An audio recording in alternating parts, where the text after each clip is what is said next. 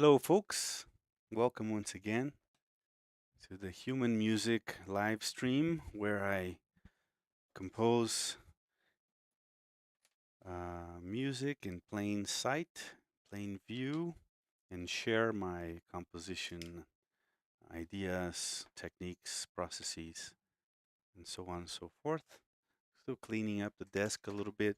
Yesterday, I meant to stream, but I got super caught up with the project of creating a analog, mostly analog, dub box. So basically a Eurorack format multi-effects box with mostly analog gear to do real-time effects, creative effects like a dub mixing engineer would do in old Jamaica. And this is the dub box right here that I came up with. It took a lot of trial and error, folks. Took a lot of trying different modules. In fact, I'm still gonna have to test a few ideas, um, and hopefully Breeze and the crew from his Discord can join in again because you guys were super helpful last time, and I think you get a kick out of this. So what do we have here? So we've been writing a reggae tune, right? And I've done already drums, bass, guitar, melodica, clavinet. And the idea is to now apply some effects. And the way that dub mixing engineers do it is very creatively using the mixing console as an instrument. So the sends from the console, deciding in which moments to send the snare to the reverb, for example, so that you get like a pa, but not always, just at particular moment, almost like a fill. It's ear candy. It's nice, nice sonic surprises. And normally for a job where I had like a tight deadline and low budget, I would probably use, sends, digital sends from the computer, going into plugins and simulate that digitally in the box, and that would work. It sounds okay, and I've done it a few times. But how much more exciting, interesting, authentic, and texturally um, real would it be to actually use a real spring reverb, right? Which I have here with its controller module here. A real hardware delay where I can manipulate the time, the feedback, and other elements. This is a digital delay, but I'm sending it through an analog black low pass gate, which is a kind of filter. So that automatically, and it's got a drive circuit to it. So it'll give it a little bit of distortion and some filtering in the analog domain. So it'll make this digital delay sound much more analog. And then this is an actually analog delay. It's bucket brigade based. Bucket brigades are chips that are basically arrays of capacitors that pass the signal from one capacitor to another over hundreds of capacitors in the chip, and that creates a delay. It's usually what's used for flangers, phasers, chorus, old school chorus effect, and things like that. But this one, I can kind of coax it to go into repetition um, behavior. However, it does generate kind of a whine from the clock if I do that. So we have another filter here. This is a mini Moog style analog filter that I'm going to use to kind of shape the tone of this analog delay over here. And this is my I/O section. The I/O section is basically we're getting signals from 4 channels of my audio interface that I can send from Pro Tools to this switcher over here. And this switching module can send, I can use a little switch over here, 4-position switch, to determine which of these inputs is going to this output. This output is then routed to a multiple, which is basically a splitter, which is splitting that signal to 3 attenuators, 3 individual attenuators over here.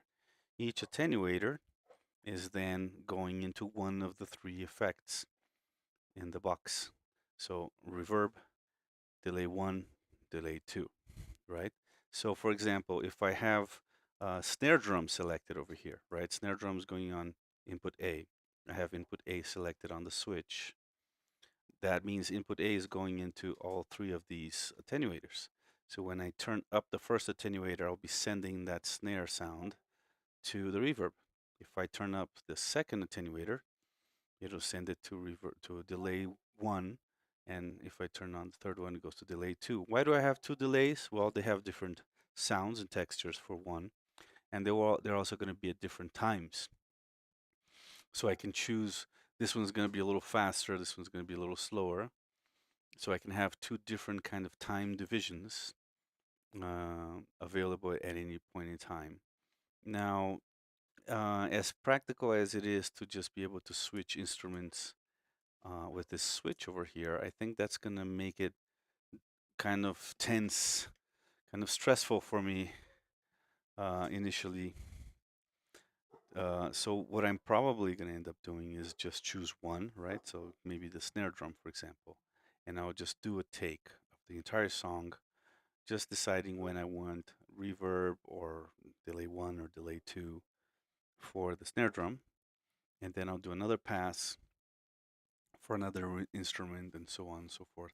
Now there's another option that I just thought of, is that this switcher from your analog here actually has these, one position of these switches down here is like a toggle, and I think it just toggles the inputs to these outputs over here.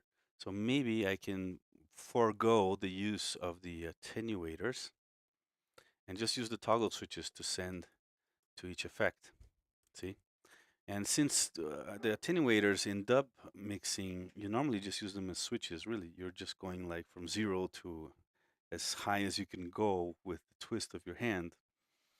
So the toggle switches might actually be even more um, uh, better to use than the attenuators, and it'll save me two more modules there, and so that could be interesting. The only thing is that then I would no longer be able to have four outputs connected. I would just have one output connected from the computer interface to the module, and then use all four toggle switches to send that one to, well, three. I would use three toggle switches because I only have three effects, to send them directly to the effects. But let's try it the way I have it now. In fact, I needed a couple more mini plug to plug cables, and the beauty of modern world we live in, I was able to order them from Amazon yesterday, and they've already arrived. So I've been able to connect the four outputs of my audio interface to four inputs of the Analog Switch 4 module here. I wouldn't have been able to have done that without uh, next day shipping. So that was nice. Also, I don't really know too much about the Switch 4. I have to admit that I got this module from Joran Analog, and it's lovely, but I'm not sure how the positions of the toggle switches work. I'm guessing that the middle position is off, the top position is on, and the bottom position is momentary on, right? So we're gonna have a quick either. Yeah, I think I'm just gonna test it, and I'll probably figure it out without having to read the manual. But then, if I need to, I'll go read the manual. If anybody here is already watching the stream, and I'll have a quick peek in my phone here to see how many people are with us right now. So I know I'm not all alone. You, Quincas Morera. There we go. Live DUB Reggae. Let me turn down the volume. And yeah, hi. There's four people here with us. Andre Hipman has already said, "You right." Hi, Andre. Andre Hipman. Thank you for joining. Are you saying that I'm right about the Switch 4? Oh, you tested it yesterday. What a coincidence. Such an obscure module. Hey, Tonal Axis. I'm glad you're here. Thanks for joining. Ah, cool. I don't feel so alone anymore. So yeah, so if you just joined, I was showing off my analog dub box that I created for today's stream. So we're gonna have fun. We're gonna have fun applying real-time dub style analog effects to this reggae tune. It's gonna become a dub reggae tune, right? Looking forward to the dub effects. Yeah, you know what though? It's not gonna be right away, folks, because we do have a couple of things to do before we get to the dub effects. And one thing is, I recorded the drum take yesterday, right? Because we had been working over a loop that I recorded just a simple reggae loop, composed the song over that, and then obviously I wasn't just gonna leave a 2-bar loop the whole song. You know, it wouldn't be authentic reggae that way. You know, a reggae song has a drummer playing all the way through, doing certain fills and changes in texture and stuff. And as I'm not the world's best drummer, there are certain issues that need to be ironed out with that drum take. So we had started doing that already.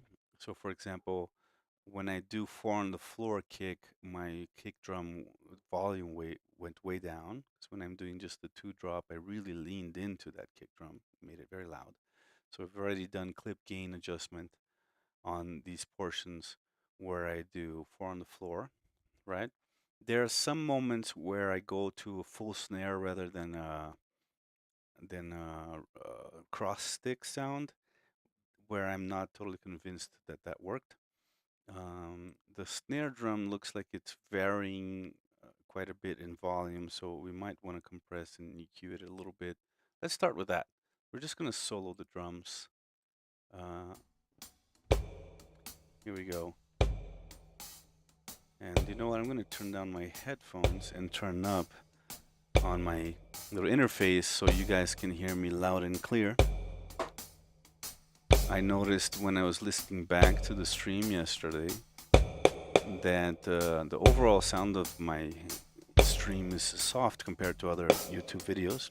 Nobody's complained yet, but I'm hoping you guys can hear me at a fair volume right now. Let me know if you need me to. I'm looking at my levels here and it's looking good. It's looking like I'm barely hitting the red here on my Mayono podcast mixer. But please let me know if you'd like to hear things a little louder, either my voice or the audio or whatnot. So let's go ahead and have a listen to just the snare drum by itself. One thing that we might want to do is gate it, because when we use the effects, for example, we want this to be fairly isolated so that only the snare drum is going to the effect sense and not so much the hi-hats and stuff. So let's put a gate on there.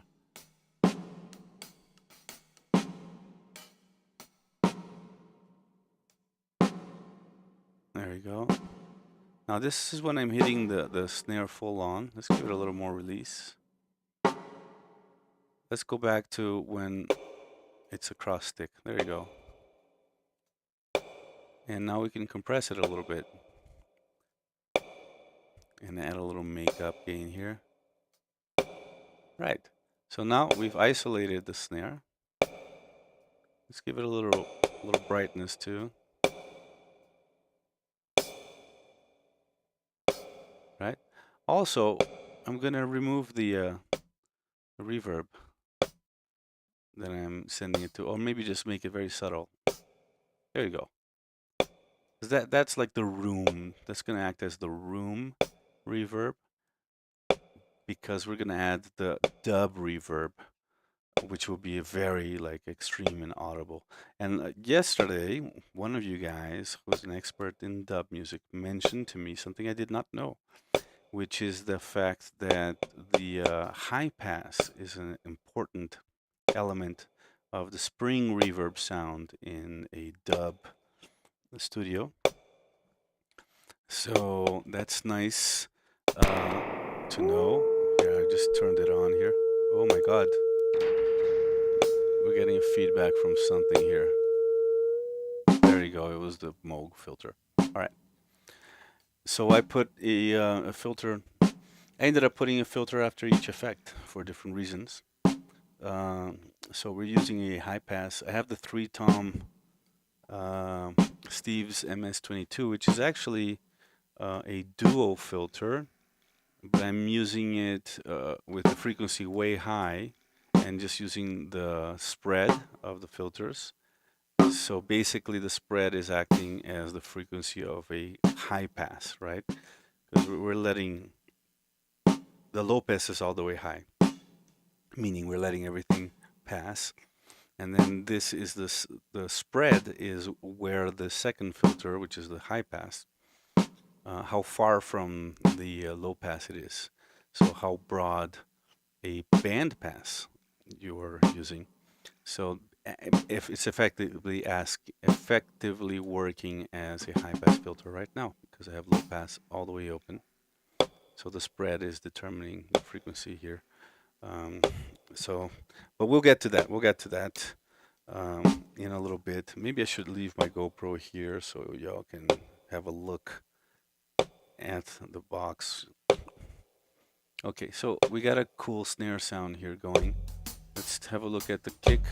The kick I've already EQ'd and I like it. It's sounding nice and thumpy. Right, maybe we don't need so much overheads. The floor tom, the reason it's loud is because it's part of the kick drum sound as well. It's a microphone that I put under the floor tom, but facing the kick drum beater. And it also ends up picking up some of the snare from the bottom side. So the snares, right? So it's a multi-purpose microphone here. It's my RE20. Oh yeah, the toms are sounding super nice. Right. I can even I think I can turn down the snare a little bit. It's a little bit too loud. There you go. I'm liking that. I'm liking that mix of the drums. And as you can see, I use very few plugins, right? I'm just doing a little bit of EQ on the kick. I could probably compress it a bit too. It wouldn't hurt. Wouldn't hurt to compress the kick a little bit. And then, look, the overheads have nothing. I could probably use a high pass, just to get rid of the low rumbles. But since they're soft, you're not really hearing too much, like unwanted low frequencies there. So yeah, I'll leave it alone. Just the microphones sound nice, the room sounds nice, the drums sound nice. So, don't mess with the team that's winning. And here on the floor tom, which again is that microphone that I put under the floor tom, but is also picking up snare, bottom, and bass drum beater. What I have is a trim plugin, and all it's doing is inverting the polarity, right? Because this microphone is opposed to all the other ones. It's opposing the front kick drum microphone as well as the overheads and stuff. So I invert the polarity to minimize any cancellations that might occur. And then I have a neutron here only acting as an EQ. I'm not even compressing this one. And I'm just getting rid of some of the very prominent overtones coming out of that floor tom, and adding a little bit of the kick snap from the bass drum beater here on about 3K. So, and that's all the EQ on the drums. So the overheads, nothing. The toms, the rack tom, nothing. A little bit of EQ on the kick and snare. Now we're using a gate because we want to get rid of that bleed. Right. So now let's listen to something minimal so we can focus on the drums. That means I'm not going to listen to everything that I recorded, only what is necessary to kind of like locate myself on the song. So bass and guitar. That's it. We're just going to hear bass and guitar. Drums sound very nice. Thank you, Tonal Axis. Breeze, hi. Thank you for joining. I'm so happy to see you here. It's always better when you're here. Tips on EQing the kicks. Well, I was kind of showing that, but it depends really on how you've mic'd the kick and how you've tuned it, what mic you're using, what your room sounds like. It really goes down to personal taste and your ears. But I'll show you here if I bypass. Hold on, let's just hear just the kick. See how muddy that sounds? I just ordered a D112 microphone from AKG because I don't love this kick drum mic. It's a mic that came with a PreSonus, a cheap PreSonus kit of drum set microphones, which I owned before I started replacing each one of the mics with better ones. So these days I use an SM57 on the snare, as everyone else does. An RE20 is underneath the floor tom, picking up the front side, the beater side of the kick, and the bottom side of the snare. So it does triple duty there. And it's a wonderful microphone, but I actually don't like the RE20 on the front of the kick drum. I feel like it kills too much with the low end. I end up needing to boost it. So that's why I use it in the back there with that triple function. The D112 will sound way better in this position than this mic, but it's doing okay. But it sounds very dead and muddy, see? So what I did is some subtractive EQing at first, which is find like the muddiness frequency. And the way I do it usually is by boosting first. So I'll take this little ball here and kind of move it around and find like how I can make it sound more muddy. Right. And then when I do that, then I take that out. See? I've scooped that out. And then I felt like I was losing too much low end, so I boosted those sub frequencies a little bit. So over here, that's 58 hertz. I'm giving it just a little bit of boost, 1.6 dB, to make up a little bit for what we lost in punchiness from having subtracted so much mid-lows here, which is at a 185 hertz. I'm actually removing 10 dB over here, right? And you can mess around with the Q too. Like if you feel like you're removing too much, you can be more surgical about just the frequency that's too resonant. But then sometimes it sounds too unnatural if you do too much of that. So I kind of leave it fairly wide. And then I'm adding a little bit of presence here at around the 3K area, right? But I'm not adding too much here because I feel like it'll add noise. It's kind of a noisy microphone. And besides, remember, I have this floor tom mic here, which is the RE20. And let's hear just the RE20. So this is the RE20 that's under my floor tom. I call it the under mic. And see, this is picking up more of the percussive aspect of the kick drum, right? And it's also picking up the underside of the snare. And it's picking up the floor tom, the resonance. Hear that? So the overheads are already picking up the floor tom fairly well, but they are picking them up at a distance. So it's nice that this RE20 is picking up that resonance. But it was too much. And again, I did subtractive EQing here to remove some of the extra resonance from the floor tom. And the floor tom is even sympathetically resonating along with the kick. So it was like doom, doom, doom, doom, doom. Let me bypass it so you can hear it real quick.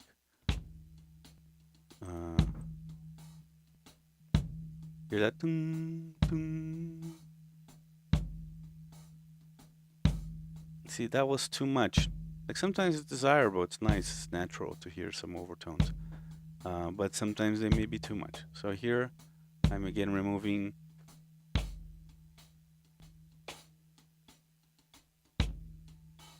let's say, a little bit, and you can kind of see on the graphics too, like where those frequencies are. You know, there's even a learn function on the neutron here, where if you hit it, it kind of like places the dots, places the frequencies where it thinks you might need to adjust it. But I don't use these automatic functions so much. I prefer to use my ears. And once again, here I'm also adding a little bit on 3K. 3K is the classic kick frequency, you know, to get the percussive part of the kick drum. And when you hear them both together, front and back, and again, I am inverting. Now, I don't need, I use this trim plugin to invert the phase, the polarity rather, of the under mic.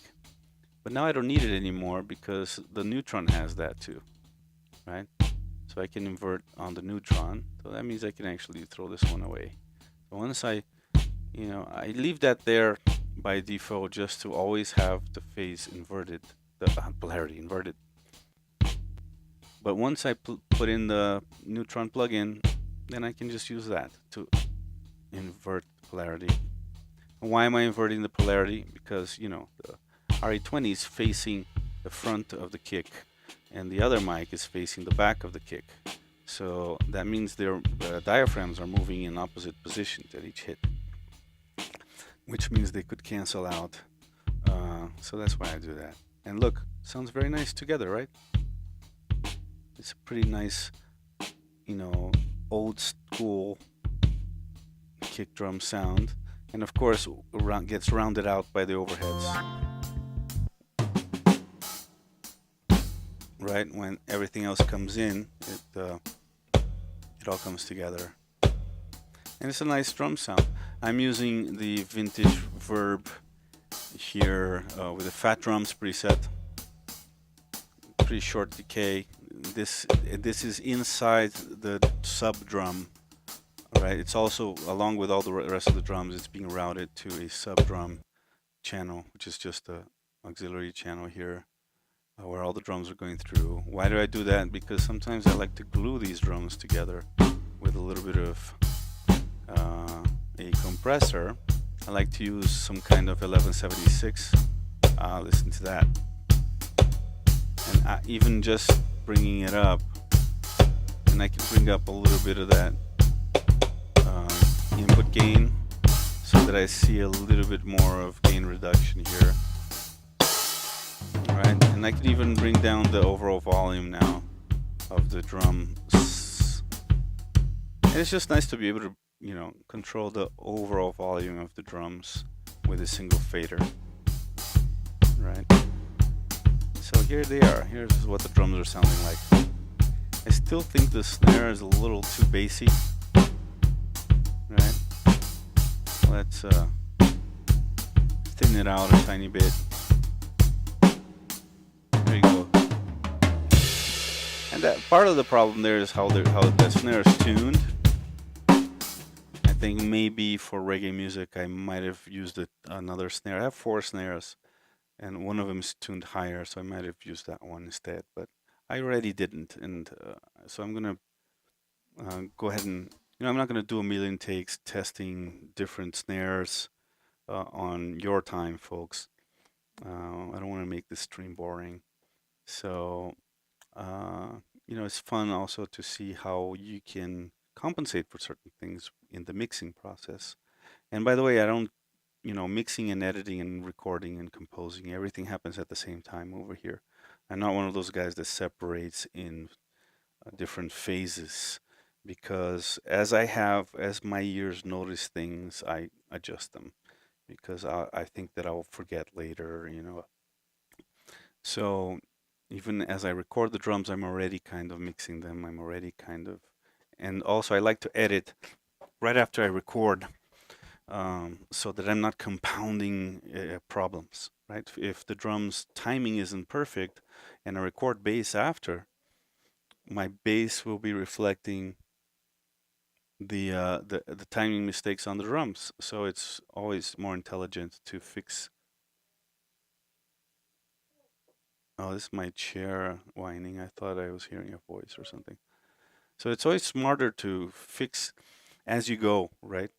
Because then you're not at the end, you've recorded 10 instruments and now you're going to go back and edit mistakes on all of them. And then that just doesn't make sense. You save a lot of time when you just make sure that each instrument is as perfect as you can get it before you move on to another one.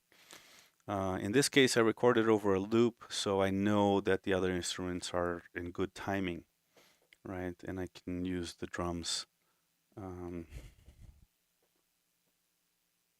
I find it always interesting to hear other people's ways to EQ compress. Me too.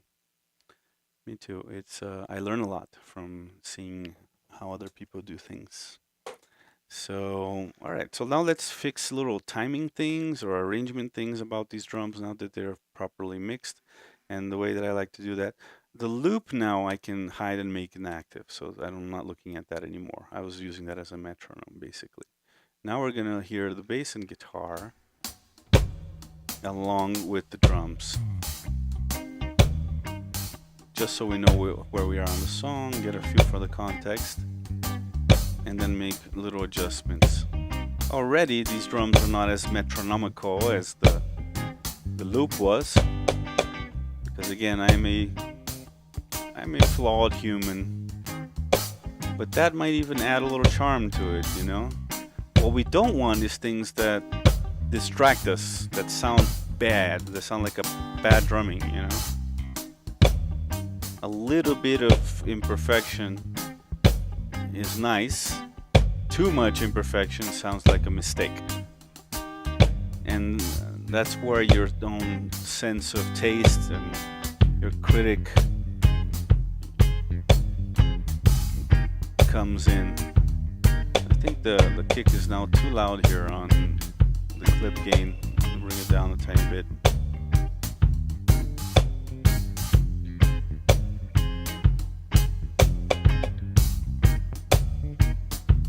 My GoPro's acting weird. Just went into like super fisheye mode. So far I'm enjoying it. You know, the snare on this fill, I felt like sounded too loud. So I'm gonna undo the drums group so that I can separate that snare there and just bring it down on the clip gain a tiny bit. There you go. Now it's also coming in on the overheads pretty loud over here. Now notice the right side overhead is just louder in general than the left side overhead. I tried to set the overhead volume so that the snare sounds the same on both. So that it's always in the center. And then obviously whatever's closer to the right side mic will sound louder on that side, and what's closer to the left side will sound louder on that side, and that creates the stereo image. So let's have a listen to our overheads, just overheads, and adjust them so that our snare drum sounds centered. See? I'm hearing this one way louder. There we go. That's more center.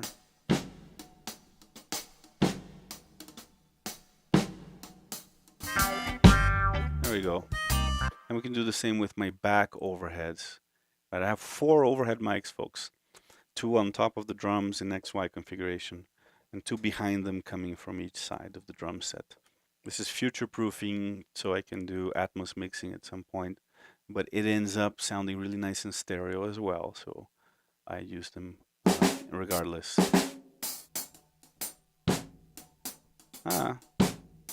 Sounds okay. I'm kind of hearing the kick a little louder on the right side.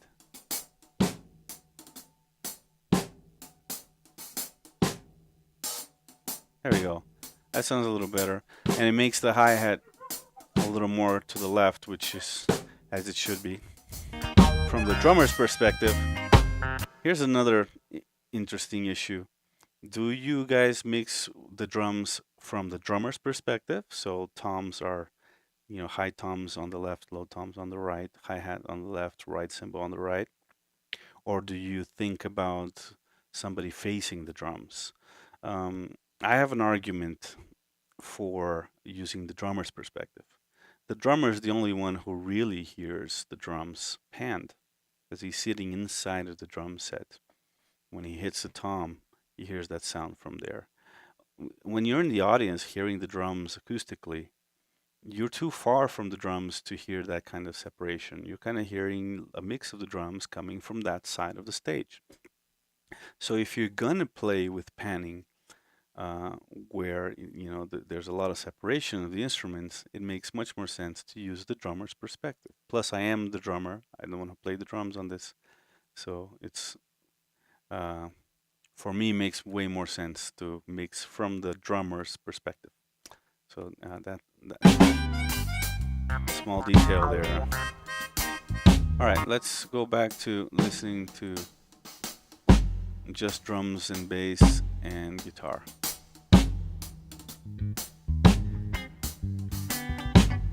Okay, let's go back to here.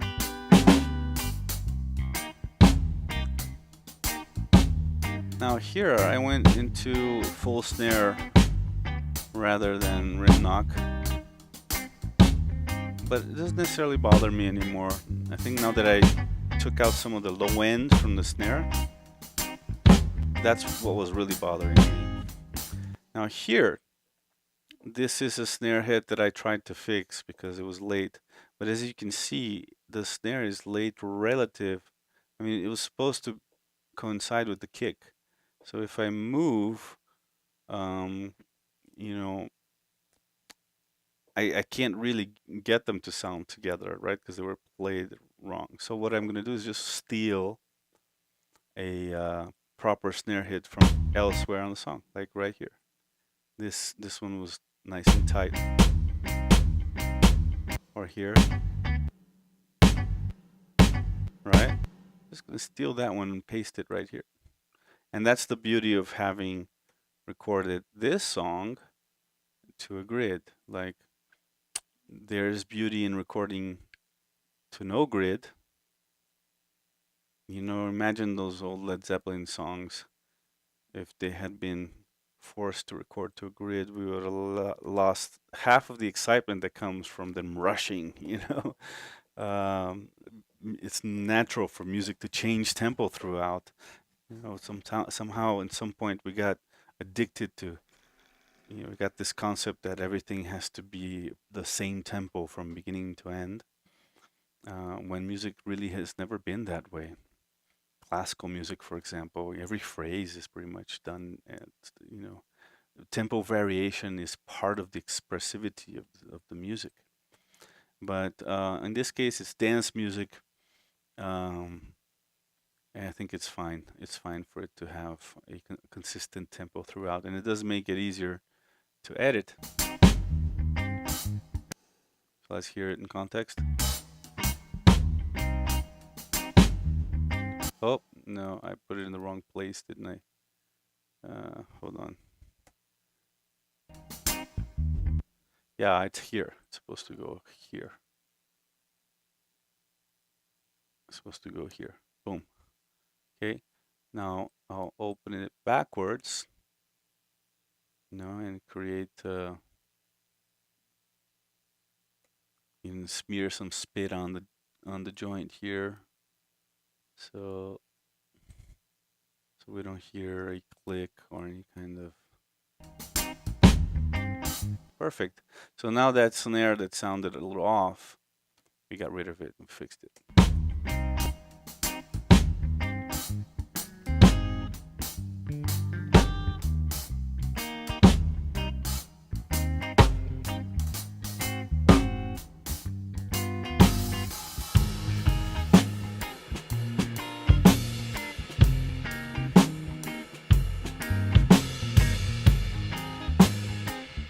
So this is where I had originally decided I wasn't gonna play the ride, and I did play the ride, and then I was like, oh no, I wasn't gonna play the ride, and then I stopped playing the ride. So I have two choices here. I can either cut out the ride portion and paste in another moment where I'm not playing the ride, uh, or I have three options.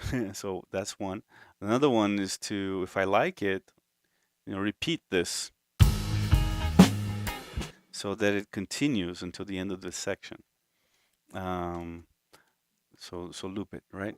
And the other option is to leave this and then just add ride, record a track of ride cymbal over the part when I didn't play it to cover it up. So those are my three options. Now, I actually think I did okay. Like, the reason I don't like to play the ride is that if I need to fix the timing, the ride will sound like crap. There are no time correction plugins that know how to deal with the sustained cymbals. So, not yet anyway. So that's why if I don't record the ride right away so that I can fix the timing on my kick, snare, and hi-hats and then play the ride over that.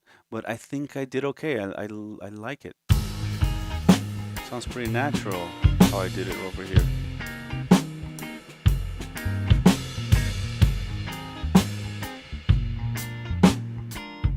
And then I stopped, right? And I did very simple hi-hat so it wouldn't bother the ride cymbal that I was going to record afterwards. But I kind of like how it grooves right there.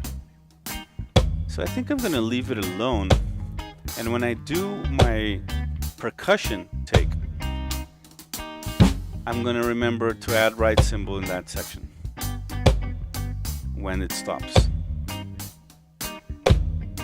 Oh, here sounds like that snare is a little rushed. Yep, you can even see how it's rushed. And it's rushed, I didn't rush the kick along with it. So this is a similar problem from the previous moment there. So that means, I can't fix it with quantization or editing. I need to fix it by replacing that snare hit with a better one. Here I did the same thing, but it doesn't bother me as much. Like, this is, you can consider it being like on top of the beat, but not a mistake necessarily. So I'm gonna grab this one. This one looks good, right? This one looks really good. I'm gonna put it here, right? Now we just get rid of those little clicks from the edit with a tiny crossfade here, right? So sometimes you can see an imperfection, but if it doesn't sound bad to you, you don't need to fix it. You can respect it as part of the human element of. So let's hear this again. This one looks pretty out. I don't know if it needs to be fixed too. No, see, this one sounds okay. It sounds like a flam, right? It sounds like it's musical. It doesn't bother me. This one was too much.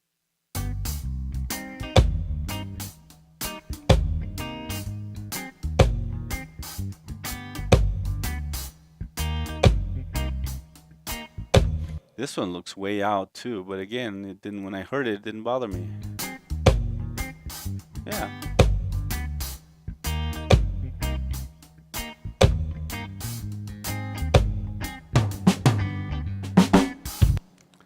Now this fill feels incomplete. Feels like I missed a hit here. Right, boom, tika-pa. It needed a.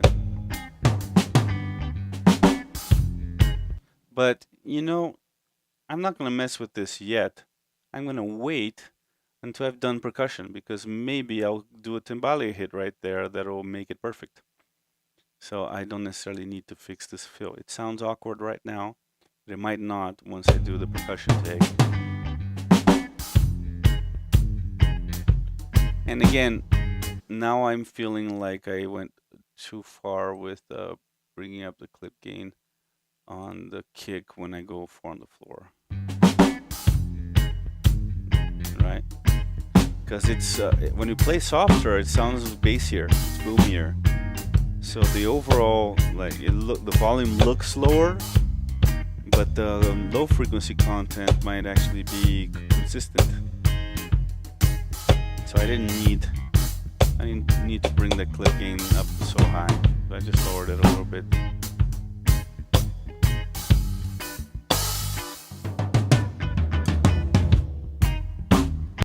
Now, I don't know, there's something awkward about this fill too. Let's listen to it again.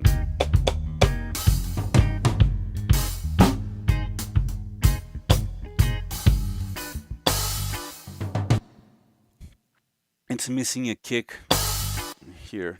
It's missing a kick. What happens if I normally don't edit single tracks from the drum take, because you know, you want to edit the drums normally all together, because after all, you know, this kick is not only happening in the kick channel, it's happening on the overheads, it's happening on the floor tom channel. But if I grab just the floor tom and kick tracks and add it over here, and then just make sure that it's timed well, you know, once in a while, if you do that just once in a while, you can hear it, and if it doesn't sound bad, you get away with it. Yeah, I felt like it needed a low end, this little hit. And also, there's a snare hit, like a full snare, all by itself. That sounds awkward.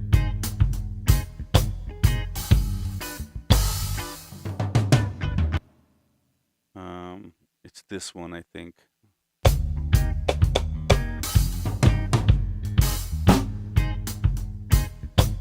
See? It's out of place. Because all of the rest of this beat is being played with the rim of the drum. And only that hit is on the snare. It's not part of a fill. It feels like you know, I made a mistake. Like it was supposed to be a rim knock or a side stick, cross stick. So what I'm going to do is I'm going to, again, steal this little snippet over here. And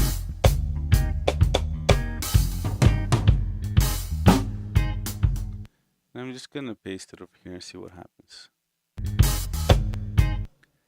Okay, there's like a double open hi-hat now happening. Let's see what happens if I just extend the previous one right up to the cross stick. So we basically get rid of that second open hi-hat. If this works, I won't need to go find a different cross stick section to add here. Yep, it works. It works. That sounds way better. That snare felt out of place there. And now it's okay. Now I'm doing all snares, right?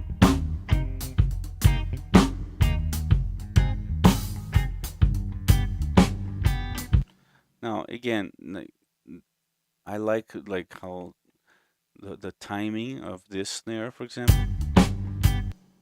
and this one, but this one feels late. So I'm gonna replace it again with the one I just stole from up here. So yeah, this is what I consider, and it's a little later. See, it's actually, that's why the other one felt early, but it was actually on time, and this one, the one that's late, feels right.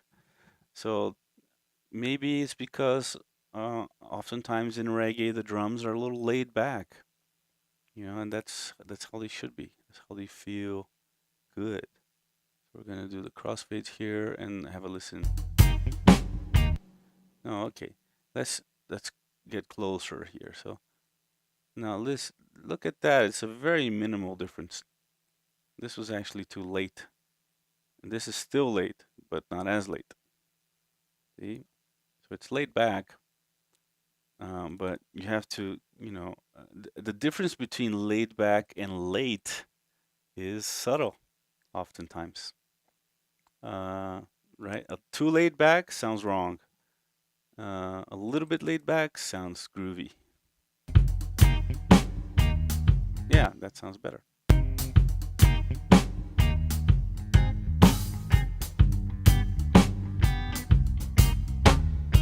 Ooh, Now I hit the snare wrong here, like the stick angle or something. So it made it for an inconsistent sound. Um, do we hate it? Can we accept it? I don't know. Let's listen in context.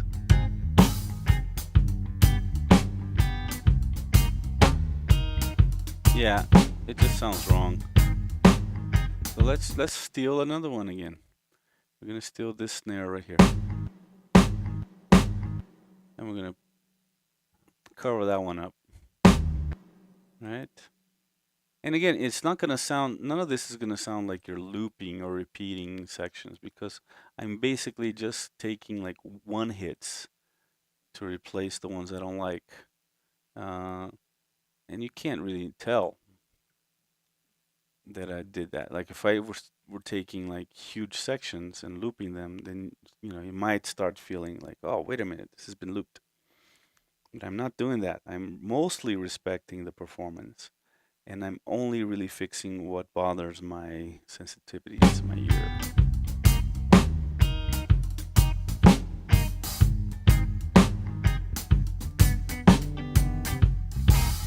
I wish I was a better drummer. I've been practicing, and I have gotten a lot better. But man, it's a lifelong endeavor. Now here, I think I made a mistake. I thought this was the end of the song. Now, sometimes mistakes can be happy mistakes, right? As Bob Ross would say. Maybe this is an interesting thing that happened in the song that I can use musically. Maybe it's cool that the drums like do this out of place fill here. And then they do this kind of 12/8 feel for the end.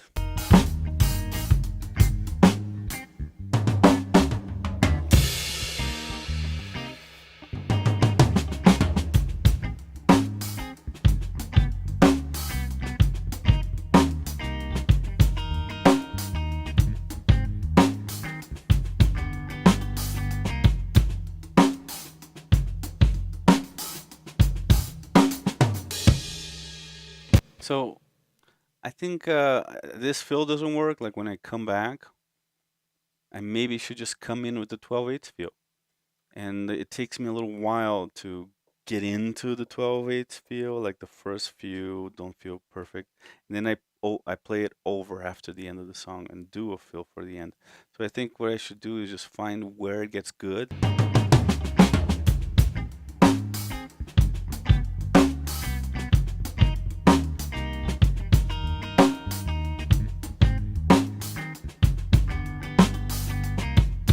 Maybe this is it right here. I'm going to put it in grid mode. I'm going to select here. I'm going to just drag it all back. Drag this all back to the one. And I can make it easy. I can put the grid in 1 bar increments so that I know exactly. So what I can do, well, let's see with the fill. Maybe the fill works now. Let's see.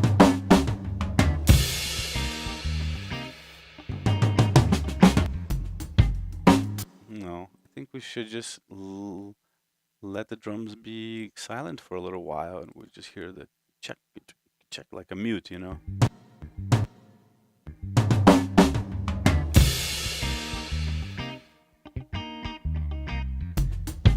Now, since I entered with a fill, I kind of cut off the decay of the cymbals, right? So one way to fix this is to make the cymbals even shorter so that it sounds like you choke them. Excuse me. Yep, like that.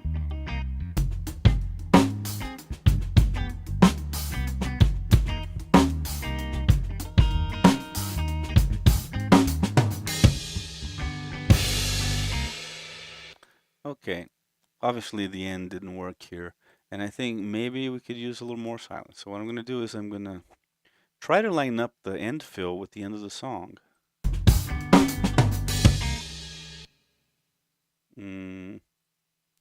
No, yeah, I think I did a totally different fill. So in order to line it up, I'm going to have to be a little more surgical. So let's do that. But we're going to leave the 12/8 thing. We're going to make the snare a little softer.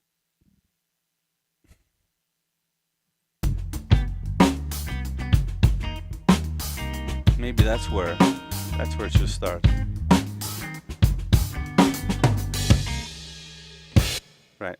Now let's go back to a smaller grid so we can do these edits. And we're going to take this last crash here and line it up with the last note of the song. Uh-oh, hold on. Yeah, I moved it between channels here. So it looks like the last note of the song is boom. It's anticipated downbeat. Now let's listen to that fill and see if it works. Not really. Let's hear what the rhythmic phrase is doing in the other instruments. Nga, right? And what's the drums doing?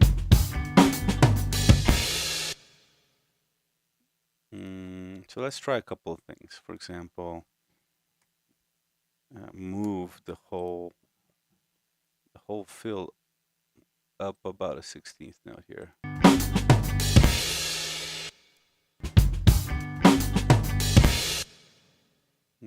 I think it's kind of, see, it's out of the grid.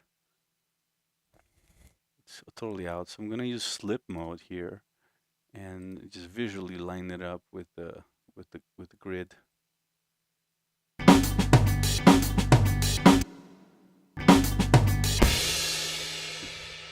Now that works better.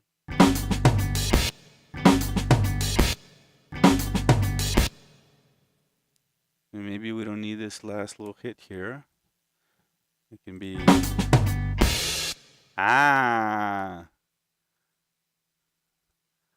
see, this little silence works better than that.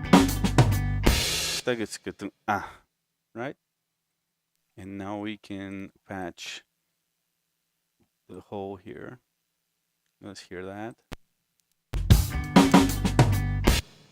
No. Instead, let's move backwards and do a little crossfade. No, because the crossfade made a note I had hidden appear.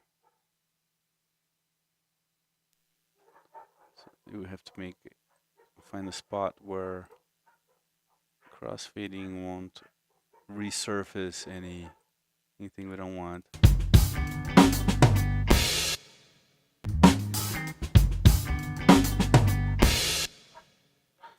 Or maybe silence here for a second.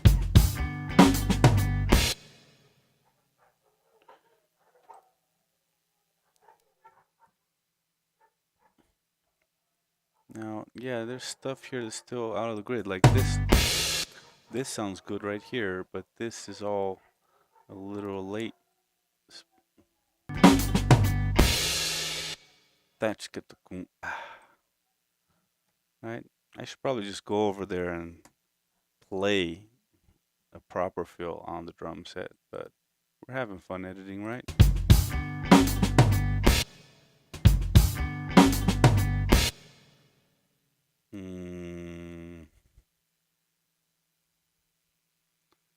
All right, let's try something else. We'll try to line it up with the bass down there.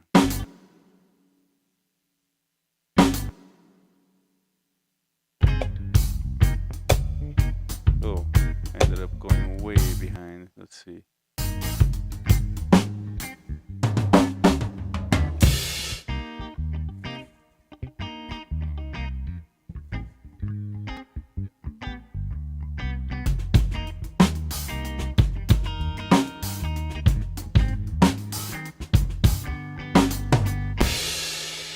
You know what I just realized? This fill right here. This one has the right subdivision. What if we put this one as the end one? Right? That'll probably mean we won't be able to use it there anymore, right? We don't want to, it'll be obvious that. So I'm going to erase this, erase this, erase this, paste that one, and move it to where the last note coincides, which is about here. There it is. This works. Right? Since I played this fill thinking I was at the end of the song, it clearly fits better.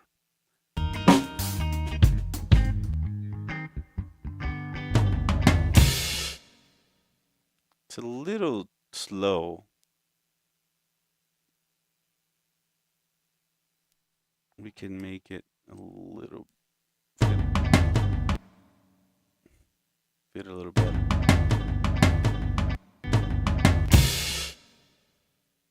There you go.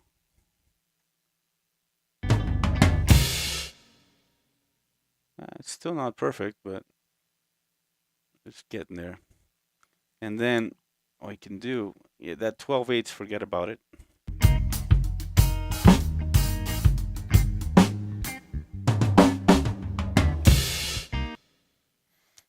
We can remove this last hit here and create our little break that way and just let the last fill come in with the end.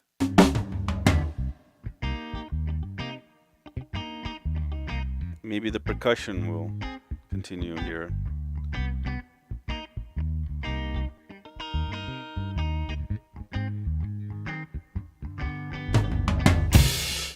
I'm still not loving the end fill here. It's still not quite fitting.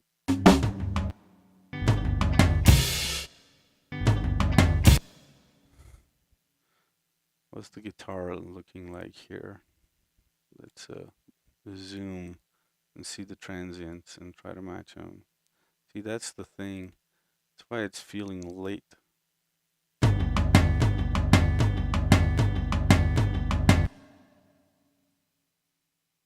I think the whole thing, the whole fill is a little bit slow. But I don't want to use like quantize or anything like that. So I'm actually going to manually move. Ah, that's better. It's better already.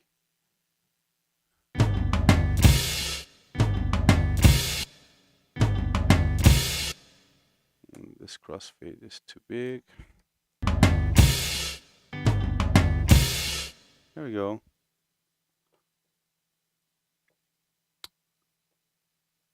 Y'all still there, folks? Any comments on this? Is boring. Watch me edit the drums. I know it is kind of boring. So let's go into a more exciting part of the process now, which is we're gonna play the percussion. Now, I have a little percussion rig over there.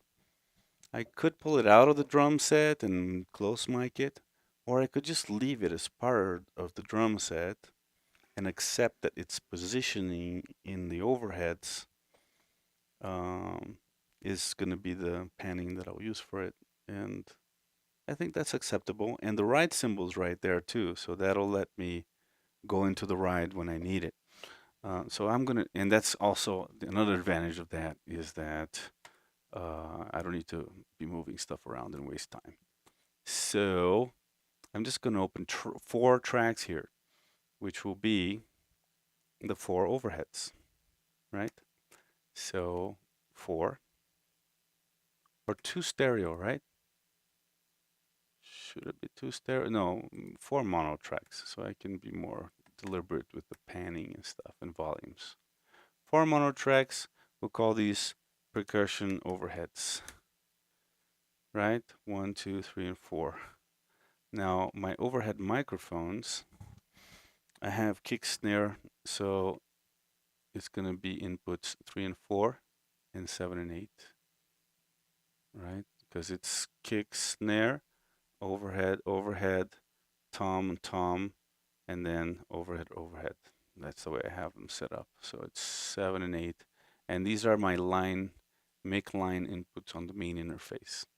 All my drums are taking up my entire first interface, and then everything else is going into the ADAT expansion. So let's record enable these guys. I have these two inverted for some reason. Overheads 1 and 2, and then the back ones are correct. So the panning is kind of weird, but that's what it is. Okay, now the count off is already on.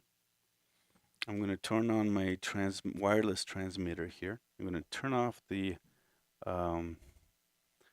voice mic, my talk mic here, and we're gonna go over to the drum set and record the percussion tree. I have a little percussion tree over there, and do some timbale fills, some woodblock stuff, some ride cymbal stuff, and all that. I'll turn on the click so that I hear the 8-bar count off. That will give me time to walk over there, grab the sticks, put on headphones, and do this thing. All right. Any questions so far?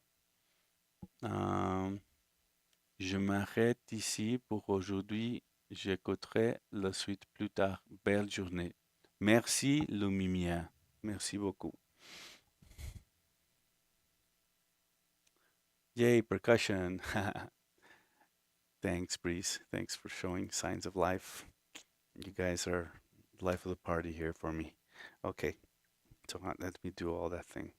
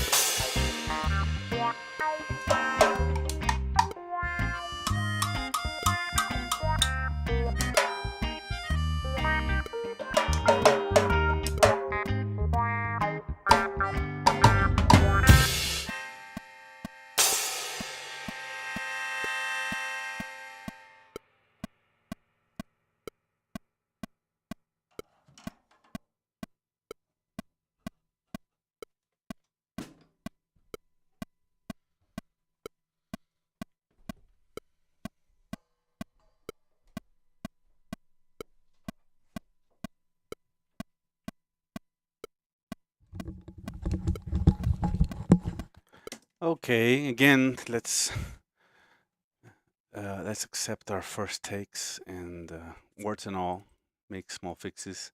And yeah, I think this was okay. This was okay. We're gonna move these tracks up near the drums here so we can see them together. And I think I need more percussion. I need some hand percussion, like maybe shakers and a vibro slap and some seeds, you know, little ear candy. But I want to fix these first. I want to hear these and kind of fix them if needed. So just one word, smooth. Checho Gold 2. Thank you, Checho Gold 2. I'm glad you're finding this pretty smooth. Okay, so let's maybe we'll create a submix for the percussions, right? So we're actually going to move them to right after the sub drum here. I'm going to create a stereo auxiliary track and call it sub perk. And maybe we're going to make a copy of the drum verb track. Duplicate. And we're gonna put that before sub perk here, and we're gonna select all 5 channels now, right? The 4 channels of percussion and the drum verb copy, and we're gonna route them all to the track called sub perk, right? And now we're gonna let's just solo them. And I'm lazy, so that means I'm not gonna EQ them individually, folks. I'm gonna go straight to the sub perk here and create one instance of stereo neutron equalizer, or complete neutron in case I want to compress too, and just, you know, cut a little bit of lows, add a little bit of highs, add a little bit of compression, and then send them all to that new reverb, which we're calling drum verb duplicate. Let's rename that, right? We'll call that perk verb. Perk verb. And we're gonna, oh, we don't want the perk verb to go to itself. That was a mistake. Don't send it there. That would be feedback, right? And then we're gonna have, yeah. Now these sound nice. Now, why did I not use just the same drum verb channel if I'm using the same reverb preset? That's because I want to be able to, if I control the volume overall of the percussion, that includes their reverb, right?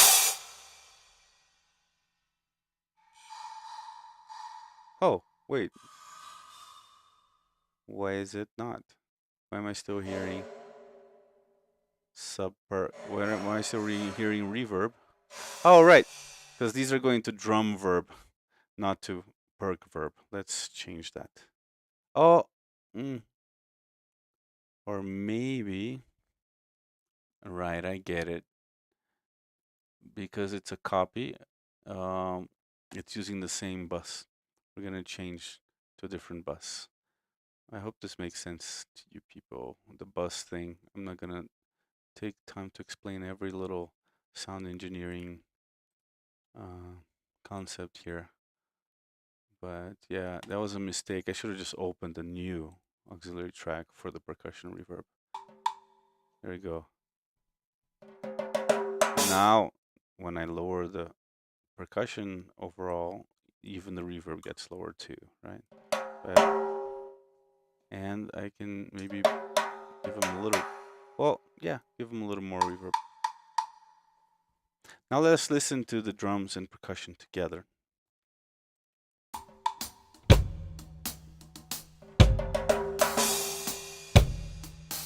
Maybe we want the bass and guitar a little bit too. And yeah, let's just watch the waveform and see if we like everything or if we want to cut anything out.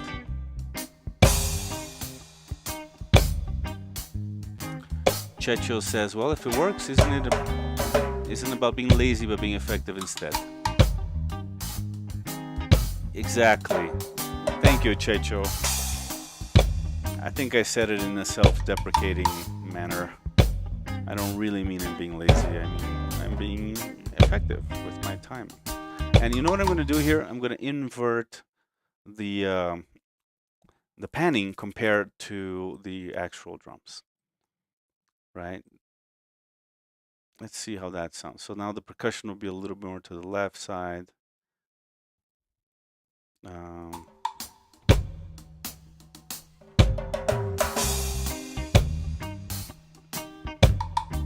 No, I don't like it. I think I like it how it was with the percussion, where it is placed in the relative to the drum set.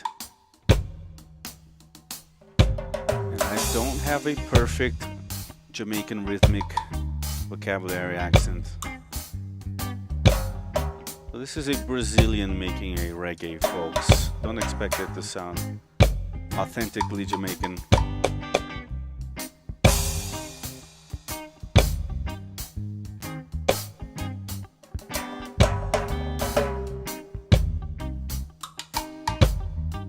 I like it. Sounded okay. Definitely something that was needed. That splash does a great job. You know, I hand hammered my own splash. I bought like a little anvil and a hammer, and I got this cheap Chinese splash from Wuhan and used it to kind of try to learn how to hand hammer my own cymbals. And it did make it sound a little more complex. I wouldn't do that to any of my expensive Sabians or Zildjians or anything. But it was a cool experiment to do it on my splash. Now this first hit of the, I don't think I need it. I think it works better if I just do the second one. So let's go.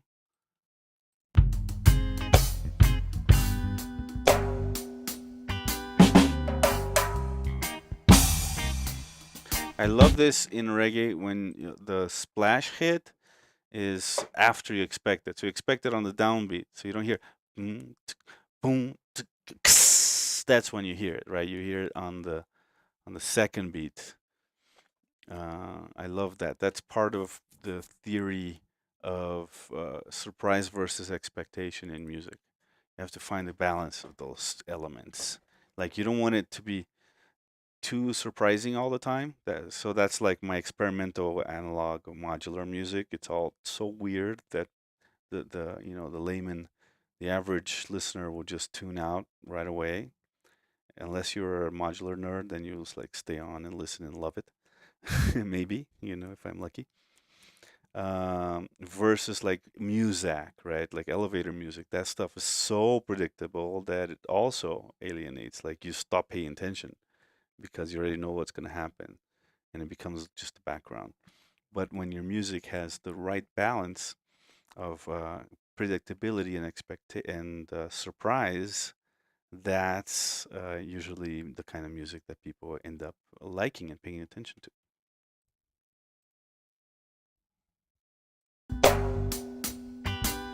In fact, I'm not sure this timbale hit is in the right place. Let's listen from earlier.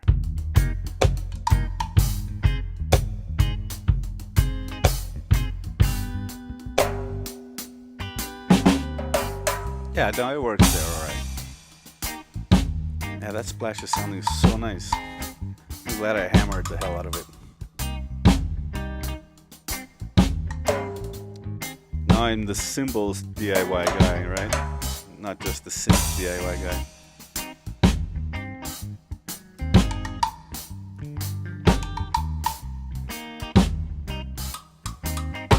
I did the same fill twice here. I think it loses its impact. I'm just gonna let it happen the second time.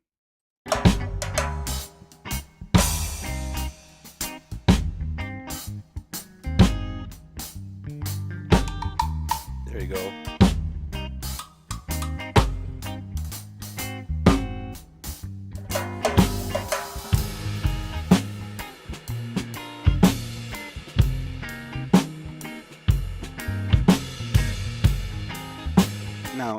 The drums here, I know I originally said I was fine with it, but I'm feeling like the kick and snare are like sloppy when I'm doing the ride. You know what I mean?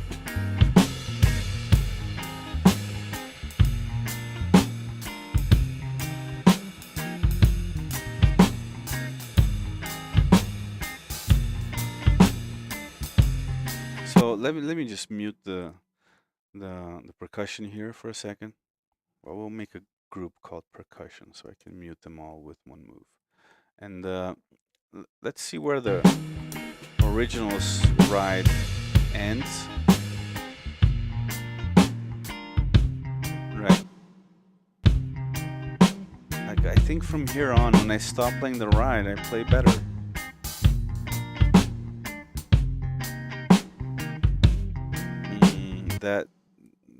That wasn't great. This is better.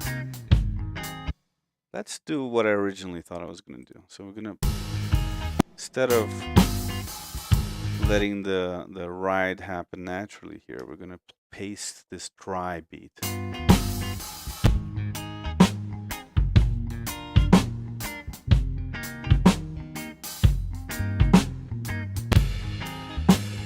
And we're gonna continue it to cover up the rest.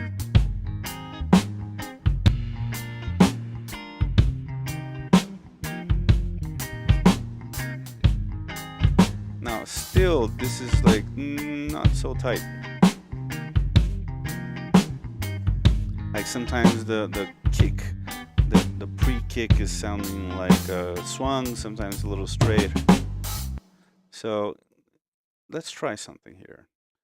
And I'm sorry that I'm going to do this, folks. I'm trying to avoid, but I'm going to quantize this. And I can quantize it because there's no cymbals, see. But it's not 16th note, it's 16th note triplet, right? It's swung. Apply. Now let's see if that worked.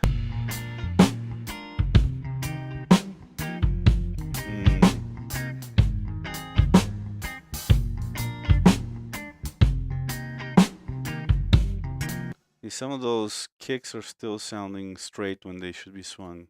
They should be ta-tung, and they're like tung-tung. Right, let's look at the warp and fix them manually. So, okay, this is good. Now, let's set our grid to the same as our quantization. 16th note triplet. There we go.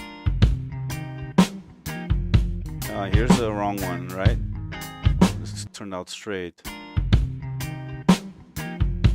Right, we want this. We want this one to be here.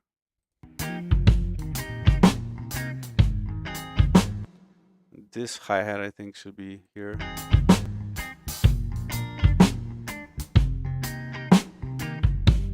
This kick is also supposed to be swung right there. Now this, I don't know when this happens. It's just, it gets red like this. What I'll probably just do is remove the warp on this section. Remove warp. And see what happens if it's just left to its own. Yeah, that's okay.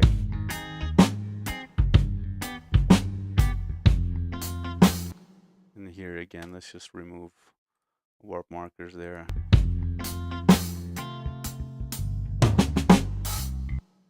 Let's quantize this too. Quantize. Remove this, the red marker.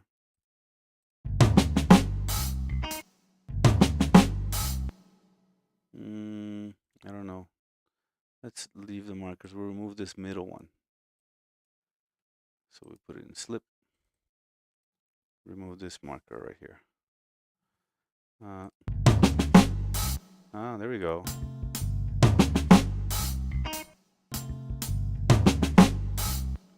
And this one right here is supposed to happen a little bit sooner.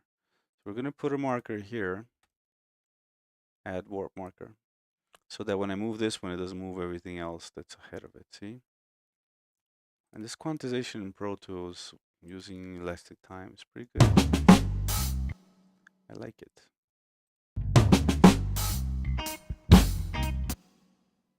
All right.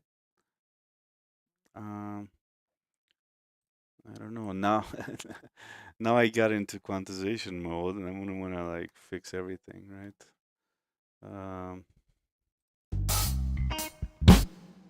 This one is a little late.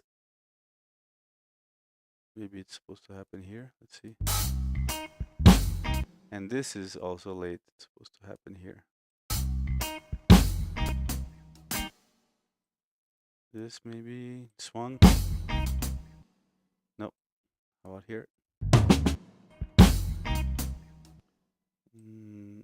Oh, no. See, if I don't put a marker up here, it's gonna start wanting to move everything else. So I have to put a marker here. Add the warp marker. And if I want to move this one and not affect the ones that are ahead. I think this one, let's see. I think it's good now. Now let's not go crazy and want to quantize the whole thing. We'll go back to looking at the waveform. And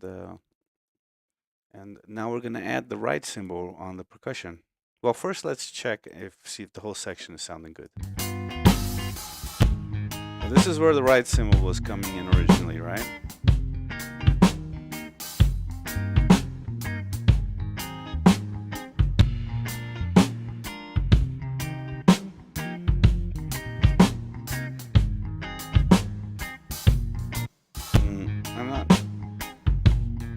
I'm not sure about this section yet. Let's look at the warp markers here again. Oh, we need it to be what? Why didn't the whole thing? Oh, there you go. Now it did for some reason. Yeah, this beginning section. Oh, right. I didn't fix this part. I didn't fix anything in this part. So I guess I didn't quantize this part for some reason. I started later. So let's go ahead and quantize this. And then fix the quantization errors, right? Because sometimes quantization misinterprets what you mean. Checho Goto says those claves, forgot how they call it in English, are just so nice. That's actually a wood block. It does sound kind of like a clave. I was 2 years old when I learned to manually quantize in Pro Tools. Film sound here, not musician yet. Cool. Yeah, man, you can quantize on Pro Tools. It didn't used to be the case. Elastic time came in at about version 7, maybe. But you can, and it's pretty good. I like to do it on Pro Tools better than in other softwares. We're gonna add a warp marker right here. Or actually, let's just go to waveform and fix the transition here. Yeah, like that. See, because it was kind of like doubling up the kick, and now we can quantize, including that kick right there, and crossfade. Boom. Crossfade. There you go. Now let's look at the warp again and fix manually whatever automatic quantize didn't do right. Right. This is takon. We want this kick drum to be here.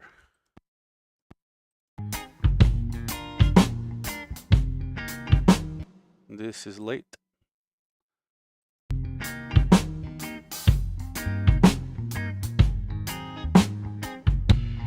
This kick is also late. Oh, but then we have an issue here. Let's go back to waveform, and we have to fix this transition here as well, so that we can do this and quantize this. All right, go back to warps, and then this kick right here. is early. Now here that we're getting a little bit of that ride tail. That doesn't bother me because I'm gonna put the ride cymbals on there anyway, the ones that I played in the percussion track. So that's just gonna blend in. There we go. This is sounding way better now.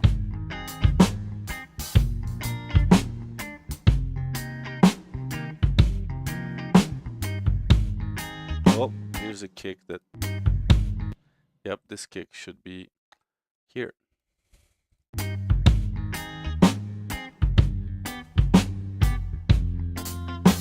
Now here we have one of those like weird red spots where Pro Tools was like, what?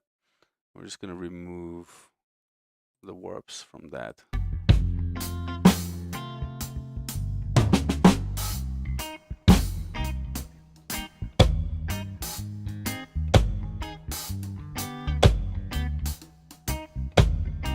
Here there's some, I stopped quantizing there, right? And we went back to just letting it be human.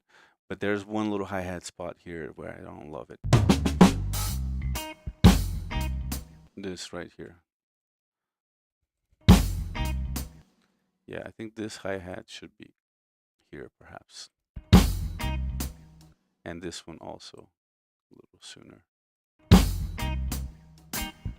Perfect. I think we're done with quantization. Otherwise, I'm gonna get LCD and want to quantize the whole song, and that's not the point. We don't need that. Okay, now I'm gonna go to percussion here and find where I start playing the right cymbal. Right?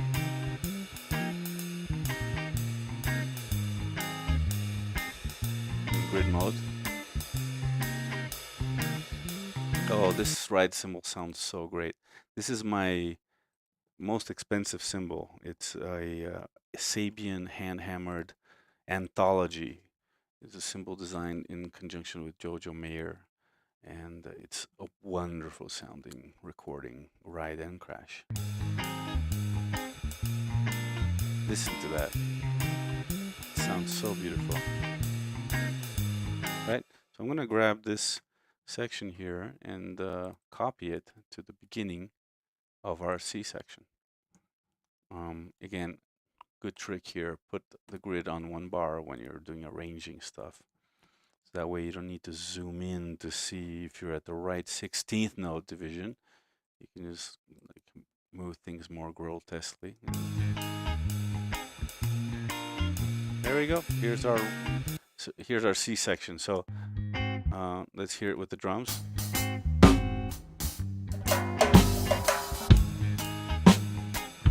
Now, something about the transition here is still not quite smooth.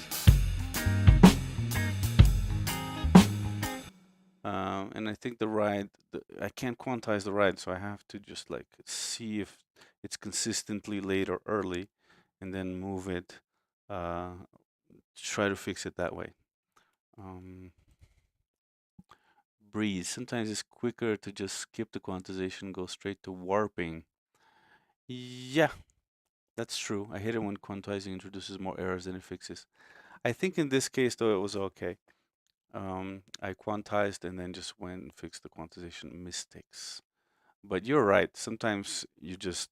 But you know what happens in Pro Tools? It doesn't put the quantize the warp markers if you don't quantize.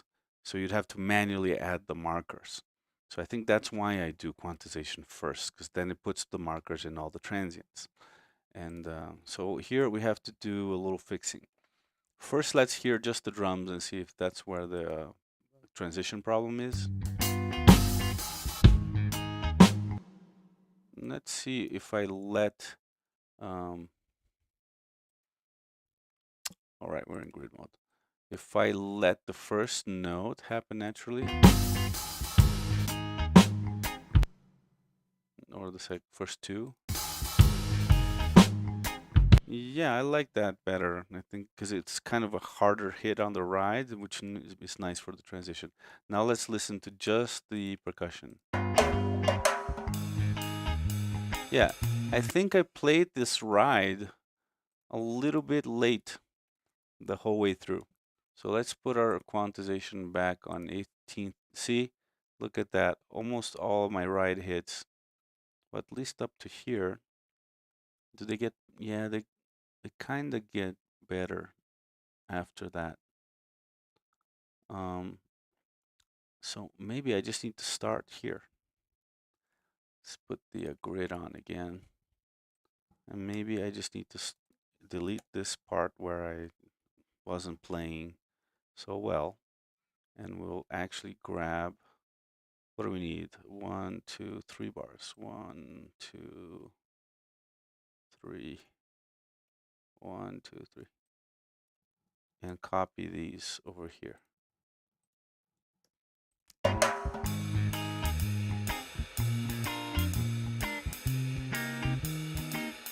There's still a couple of hits are a little off. And here the same thing happens, right? So we want to just copy this one over. Boom.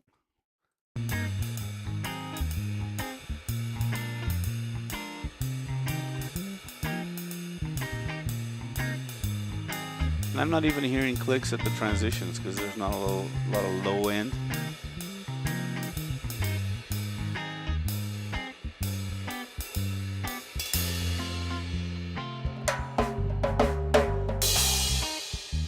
All right, I think I've done it. So now our C section, as we had originally intended, has the drums playing simply and on time, and the ride cymbal comes in the percussion track. So that, again, the trick here is that if you don't play cymbals, you can quantize stuff. And then you can play the cymbals on a separate track where you really focus on the cymbals and make sure that your timing is right. Because you can't quantize sustained cymbals. They sound like crap. There hasn't been a software invented that I know of yet that can quantize the right cymbal without screwing up the sound quality. All right, let's continue listening to drums and percussion.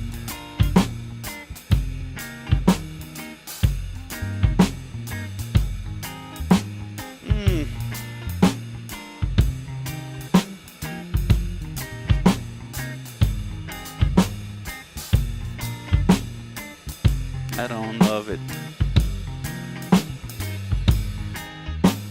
I think I need to re-record the right cymbal section.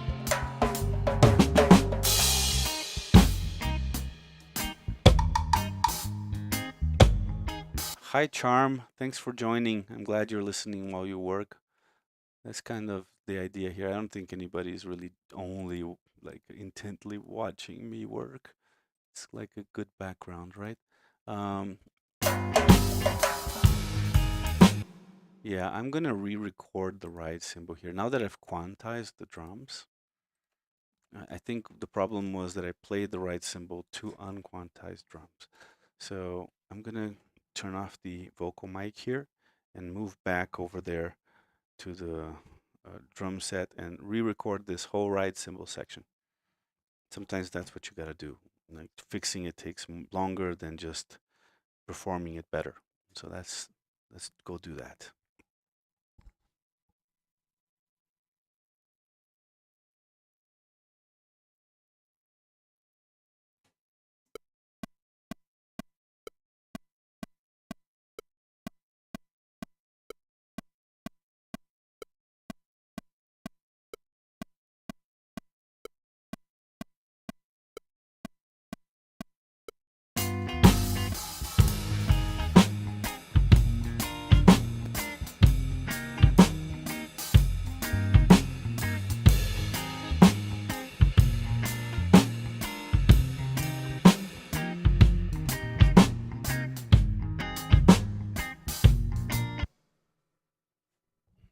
I'm gonna do it again, but without listening to guitar and bass, so I don't get distracted.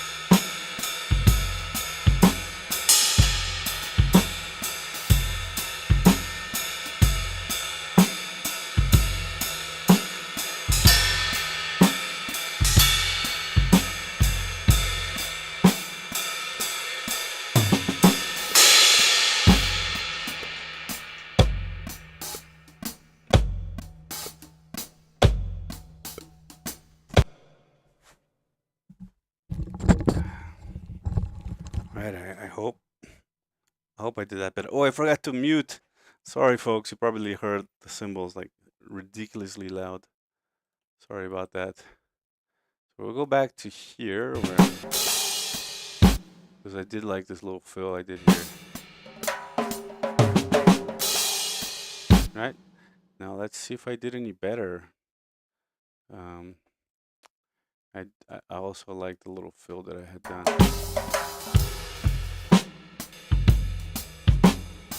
All right. Now let's listen to that and see if it sounds any better.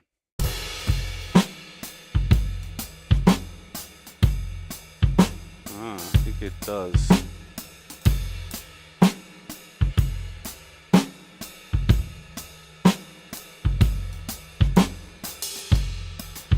Yeah, you even did a little like bell things. Sounded okay.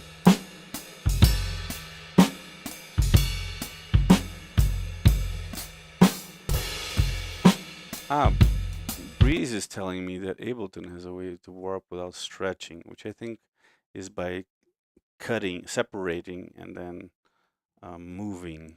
And you can do that in Pro Tools too. You can use something called strip silence to separate by transient, and then you use quantize audio regions rather than quantize elastic time events.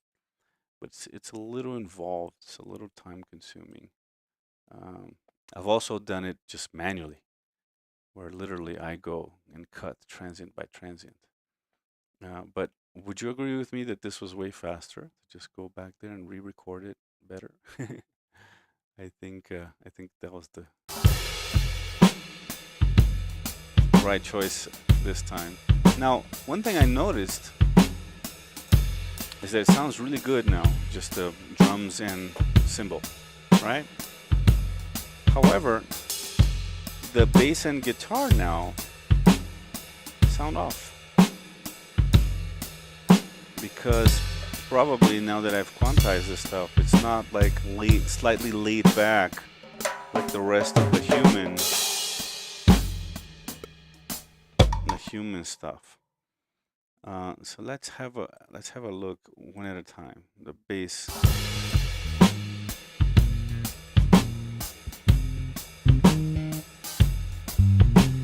See, the bass is late now. I think we're gonna need to adjust bass and guitars for only this section, only the C section, where we've quantized. And on Pro Tools, you can't really do quantization on the bass. It sounds like crap. Like low frequencies, it doesn't deal with very well. I'm sure Ableton is better at that too, but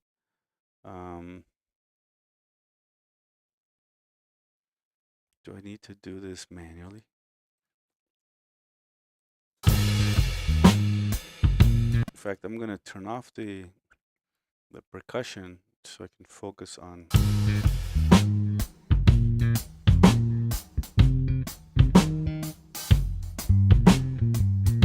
right.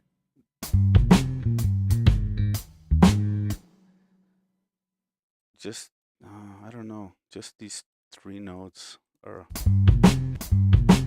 a little late, and then everything else seems to be okay. So let's just adjust these.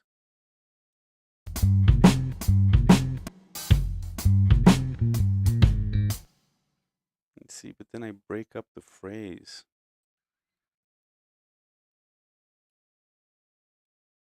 Let's see.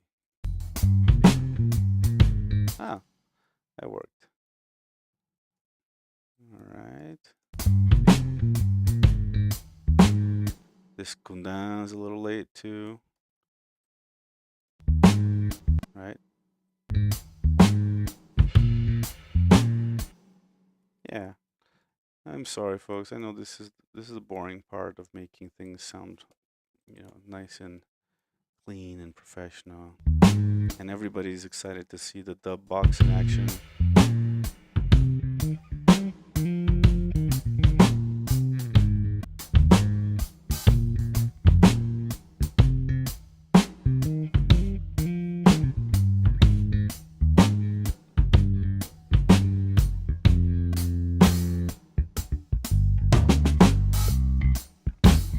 There we go. We're back to the A section. This was quicker than I thought. It was just a couple of notes of the bass. Now let's hear guitar. I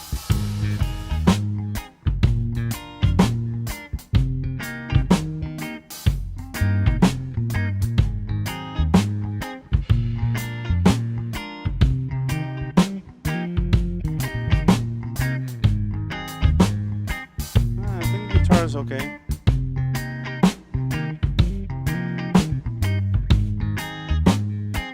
It was just that those couple of bass notes that were throwing me off. All right, now let's turn off the metronome, and do I really want vibro slap and shakers? I think we don't need them. I think I'm starting to get obsessive. Would it be nice? It would be nice, but it would also be nice to have horns and like 3 ladies singing and resuscitate Bob Marley to write some lyrics. You know, it'd be nice. A lot of things would be nice. So at some point we need to just weigh our. Is that Erica's synth spring reverb? It is indeed. Big spring reverb on the bottom right. Yeah, that's the Eric synth spring reverb, and we're about to use it. I want to record some Hammond organ, folks. Sorry to say that there's still something before we get into the dub box and have fun with the effects and stuff. But I have this really nifty little keyboard here, which is the Yamaha Reface YC, and it's a lovely organ. It's the best little organ I've ever had. Just love this thing.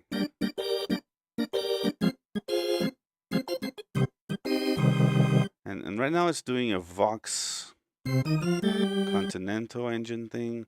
Let's go to the Hammond.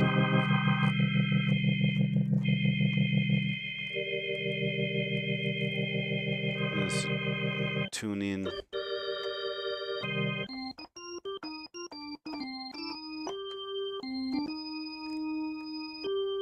Do we want percussion? Yep. Do we want chorus or butter? No, we just want the Leslie.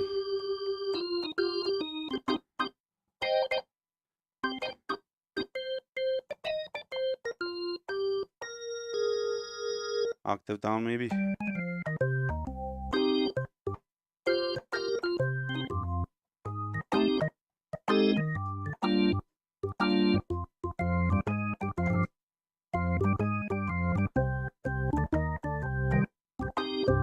It's got its own reverb, which is really nice. A little bit of distortion.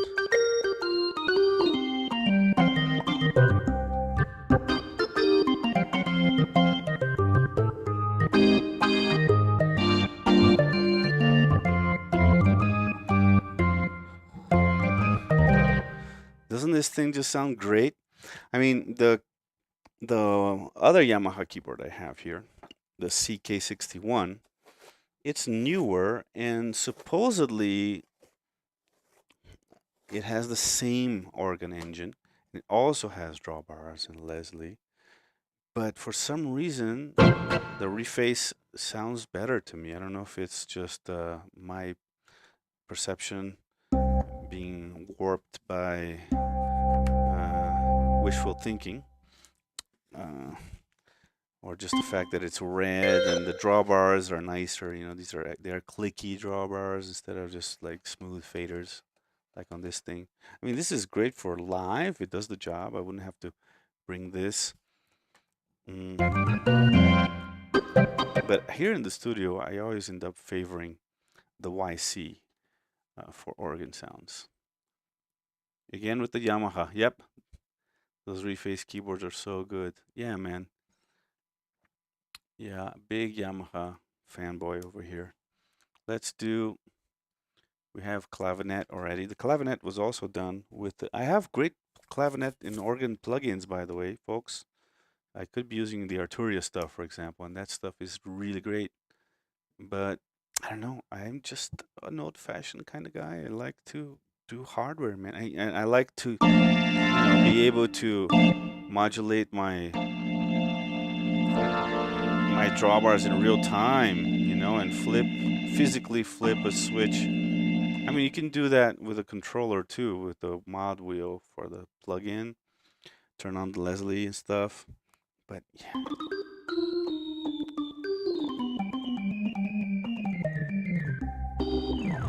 I love little keys. People complain about mini keys. I play Melodica. Melodica has mini keys. Nobody's ever said, "Oh, I want a Melodica with full size keys." Come on, it would be like huge. Um, and the air that you need to blow into it. Come on, accordions. Nobody's ever said, "Oh, I want an accordion with piano size keys." So come on, I'm already a multi-instrumentalist. I'm adapting from guitar to bass to short scale bass to keyboard with big keys, little keys, drums, percussion. I can't adapt from large keys to small keys.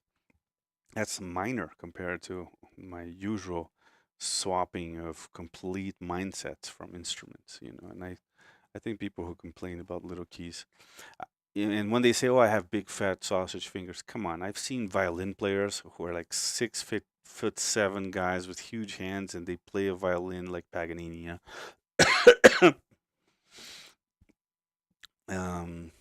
So anyway, excuses, folks. Don't use them. Let's go and open up a track here. We want a stereo audio track called B3. It's not a B3, it's a YC, but we're using the B3 engine in it. And it's on inputs ADAT 7 and 8. We want to make sure that our low latency monitoring is on. Okay. Recording audio, recording MIDI, like dealing with audio more. Yeah, I like dealing with audio more. I was always, when I was a kid growing up, some kids were into sequencers. They would like use the built-in sequencer on an M1, for example, to build their songs. I was always the Tascam 4-track tape recorder guy. It was all fuzzier and more looser and more sloppy. But I just always prefer to deal with audio. MIDI has always been like a necessary evil for certain things for me. Not a big fan.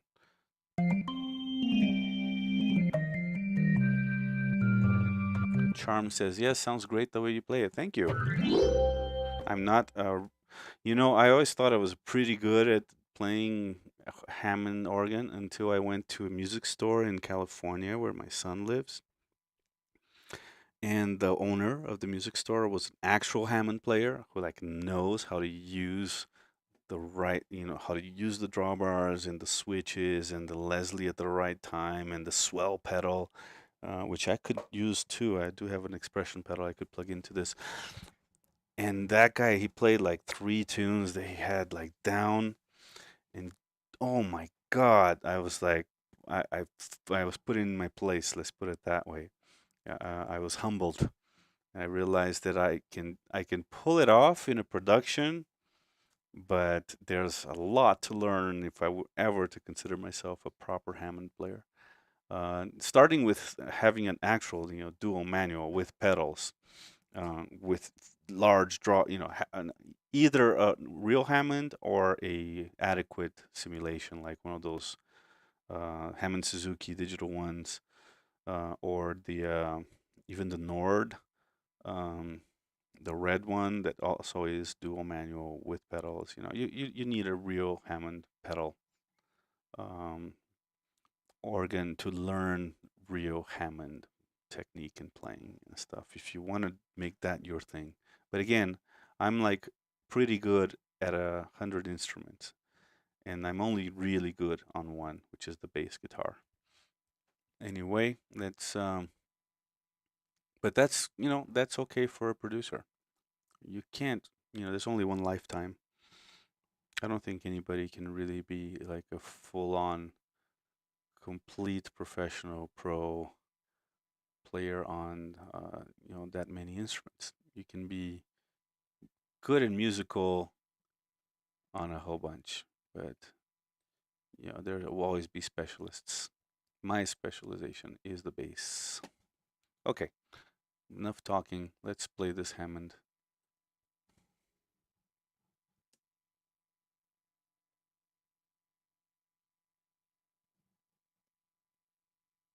What? Oh, right. I have that 8-bar count off. That's there for me to walk over to the drums, but I don't need it for the Hammond. Oh, I think my GoPro just ran out of battery. I'm gonna have to plug it in. Oh, that means I've been here for a while, doesn't it? I do have another battery. Let's see if it's charged.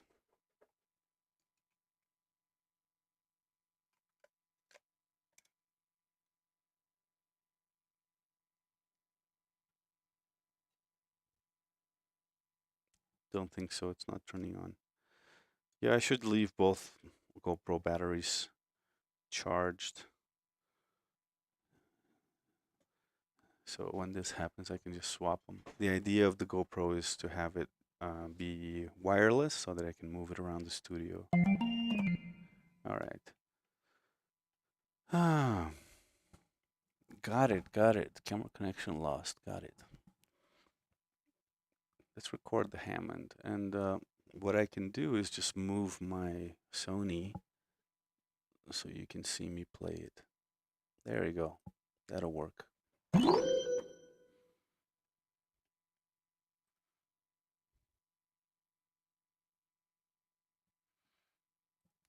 Okay.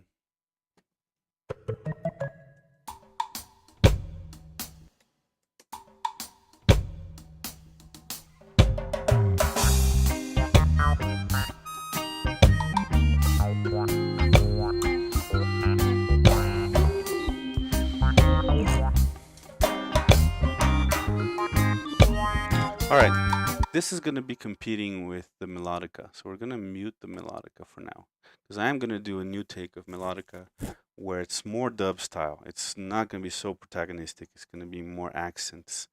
So right now, I don't want to be encumbered.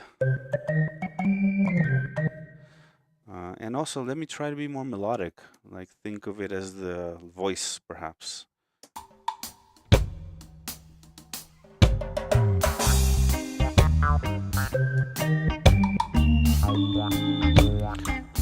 Or maybe let it do a little just intro before I start with a melody. So we just get in the vibe, in the groove first.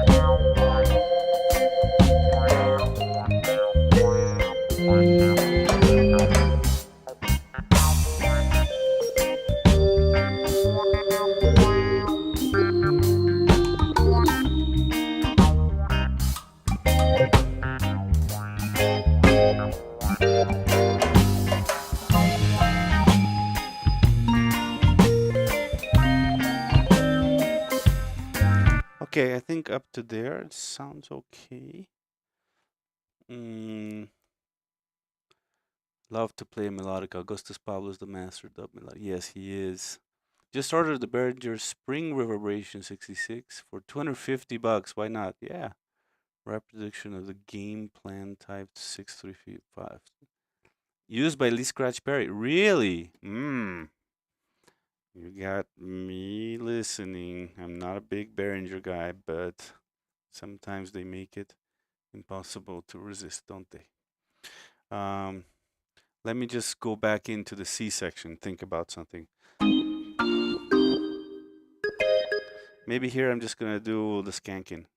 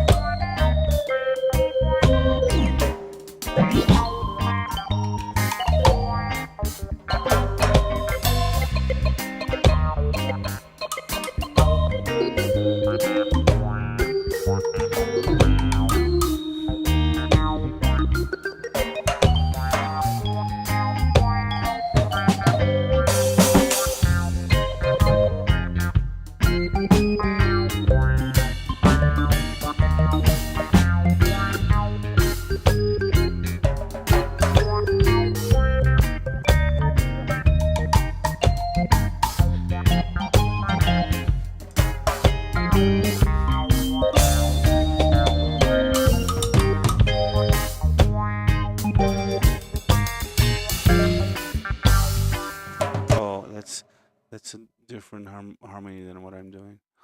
Oh, this is so fun. I love playing the Hammond, even if it's a tiny Yamaha reface.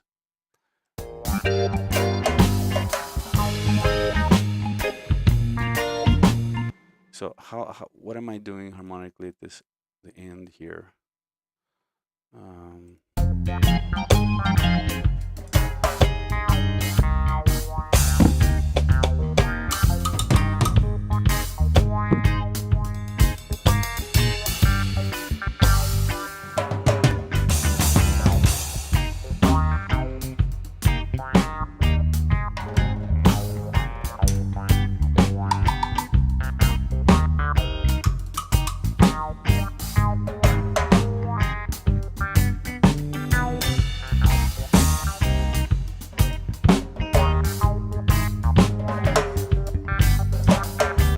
Hold on.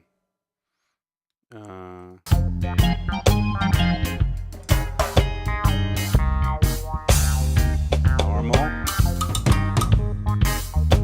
Yeah. It stays here, then it just goes to the G. So.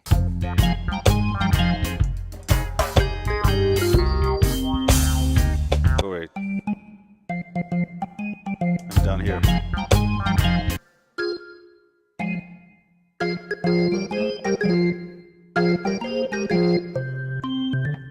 Right, I'm gonna do that, and then just gonna stay on the A flat for a little bit, let the Leslie go faster, and then down to the G.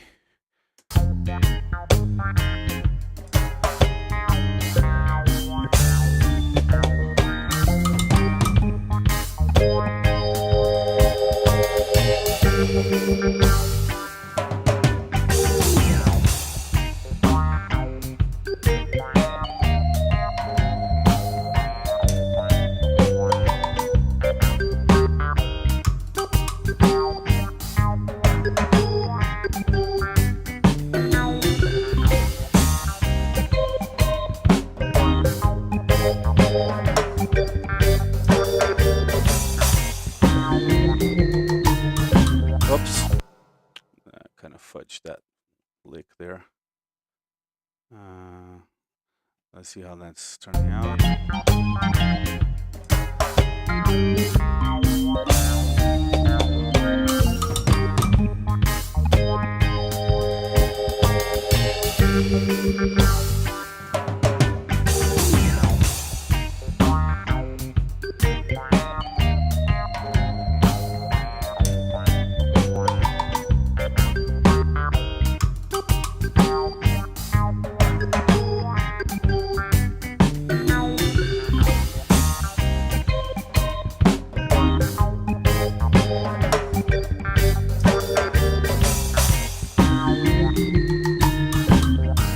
this is the phrase that I fudged.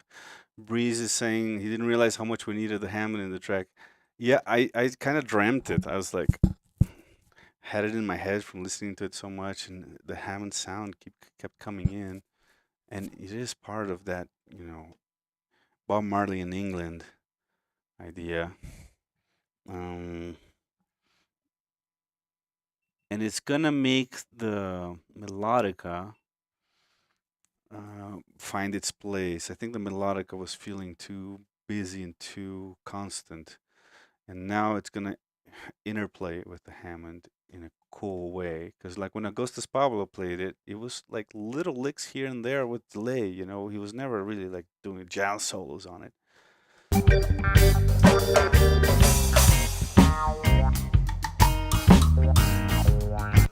Yeah, I'm gonna even give it a little bit of silence here.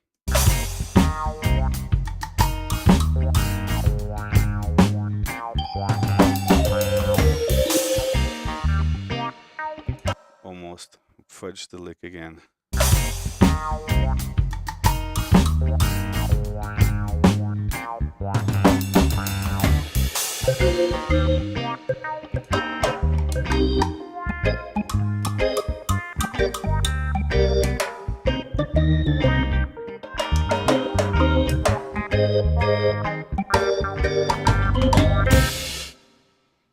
Right, and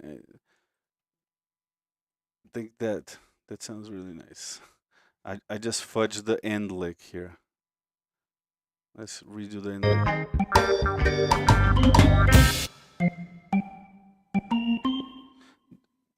Do I want to do like everybody else, or do I want to go just to make it a little bit different? Hold on, somebody's calling me.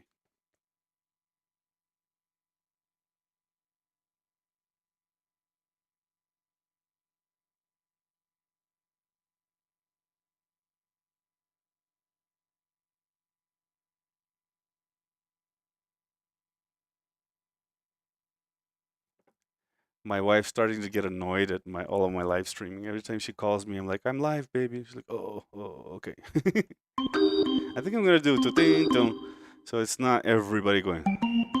That sounds like a commercial ending or something.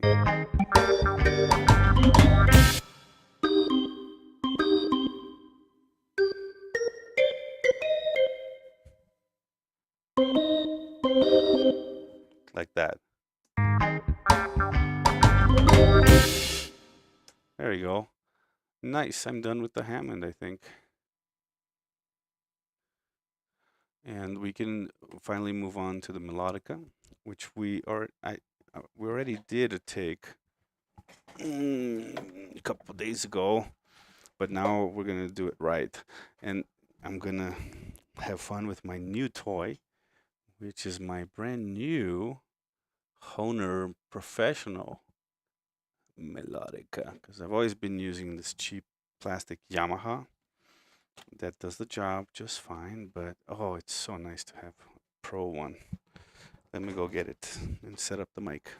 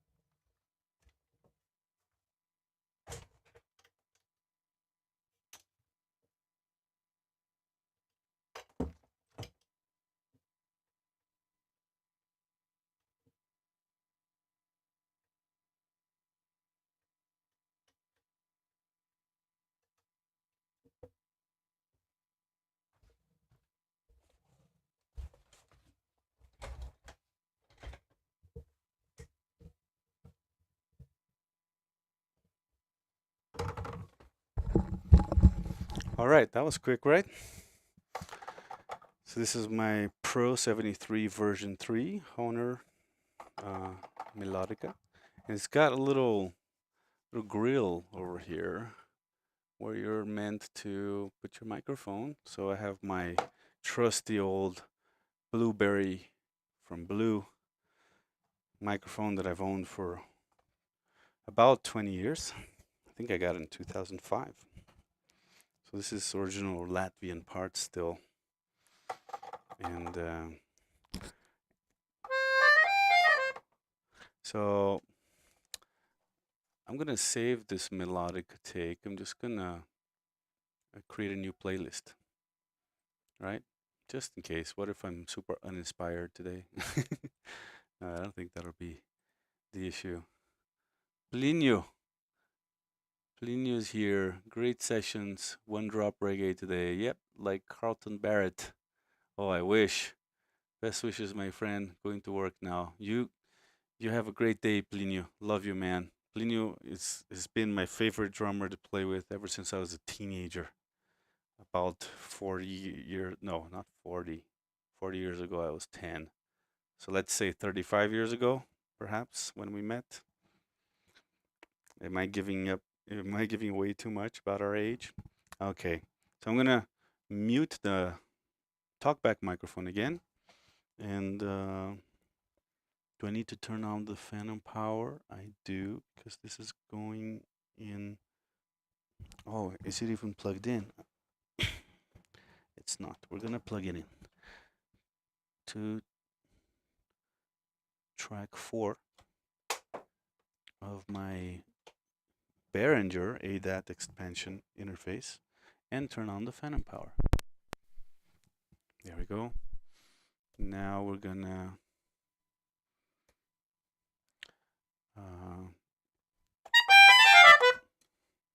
no, that's still not making us. Oh yeah, we have to change the input on the interface as well. This is Melodica is now going into channel 4, not 3. Yep, and we're gonna mute the vocal mic here, folks, so you're not blasted with Melodica. You hear it in context.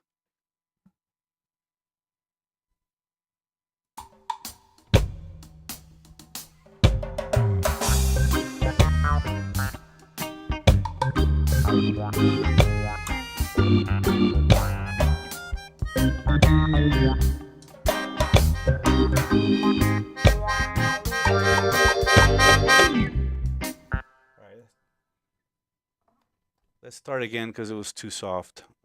The preamp input was too soft. We weren't hearing it. Let's do it again. Oh, maybe also bring it up here.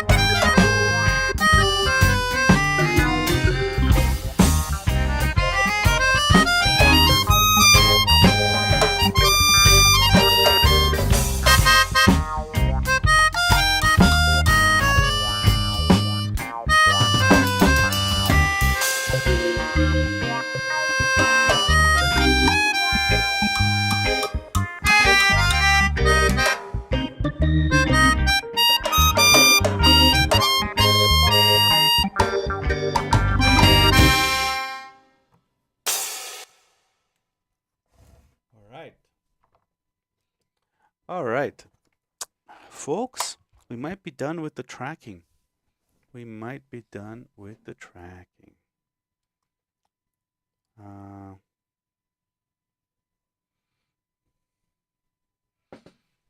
Let me see.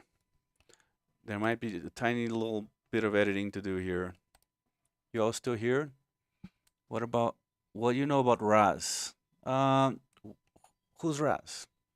Obviously I don't know anything about Raz. So I would love to hear about Raz. Okay, so let me check that Melodica. But you know what, folks? Because of the time, I think we might once again have to postpone the dub box. But then that's all we're gonna do. Tomorrow, I'll log in, I'll do the live stream, and we have all the tracking done. Today we did the Hammond, we did the Melodica, we did the percussion, we fixed the drums, we fixed everything, and pretty much all that's left to do is the dub mixing, which is going to be a lot of fun, and that'll be it. And once again, it'll be a song that took a whole week to make, which is unusual for me. I'm used to doing one a day, but then again, here I am chatting with you folks, and that takes a lot of my time, but it also makes it a lot more fun and enjoyable and adds value to my endeavor, because we now have a record of the process, and it becomes educational as well. It becomes a discussion on authenticity, technique, musicality, all of that. It becomes a resource. So I don't mind that I'm taking longer to make these tracks than I normally would. In fact, I thank you, everyone who has been joining me for these. You make it worthwhile. You make it a lot more fun for me to not be alone in the studio. I mean, technically I'm still alone in the studio, but you know what I mean. Not really, because you are here keeping me company. So let's have a last listen to the whole thing and see if we want to, you know, make room for one or another instrument by editing some things out. And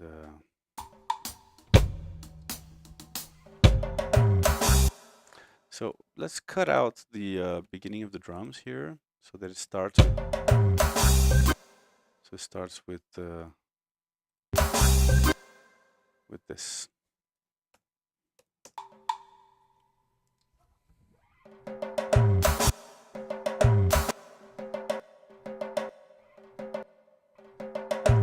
Right, we're going to start with that little timbale fill. Let's clean up I think the guitar is doing like a little noise here. Let's just clean everything up a little bit.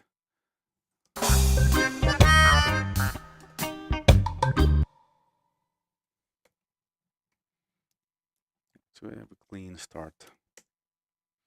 Those are little things that I don't leave till the end. You know, I try to, as soon as something occurs to me, just do it. You know, do it when you think of it, not try to remember later because you're separating, you know, the tasks. No, everything all at once.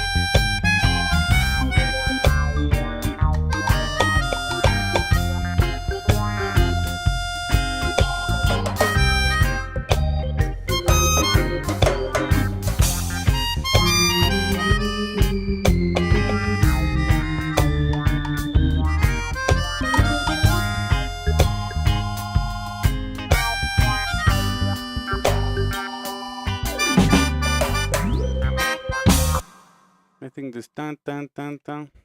Maybe unnecessary. A little out of tune. This Melodica sounds so nice. I mean, it's not a huge difference from the Yamaha. That would have probably done the job just fine.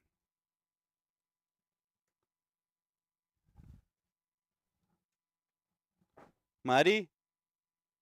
Ahí voy, falta poquito, 5 minutitos.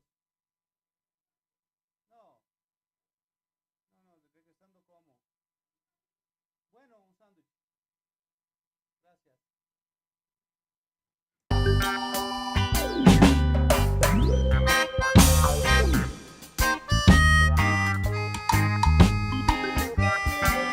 Wait, let's listen to that.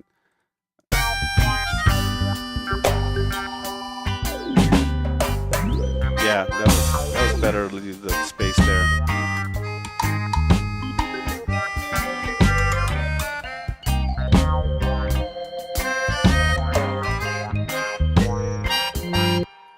There's something about the Hammond here that I don't like. Yeah, the ding, this note right here. Let's just cut that.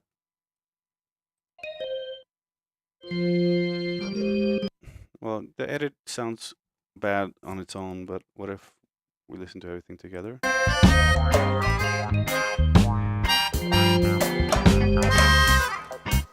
Yeah, I think I'll cut this part too.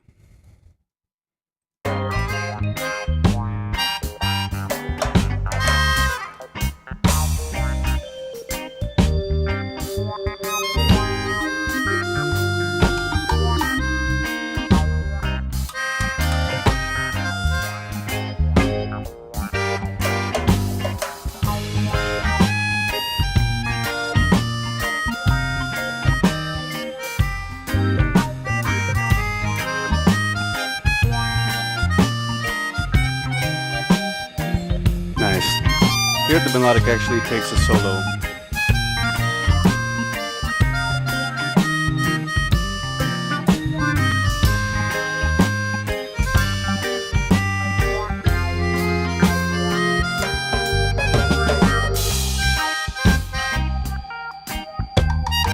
I think this little phrase can go away too. Yeah, so the Melodica on the C section, the Hammond goes into a more comping role, and it's a perfect spot for the melodic to actually take the front of the stage, take the spotlight, and do an actual melodic solo. Now, the reason the Melodica and the Hammond are working the way they are as very busy is because there are no vocals in this track. This is instrumental, so they're kind of taking turns in taking that role, taking the protagonistic role. If this were a vocal track, then both the Hammond and the Melodica would have to take the back seat a little bit more.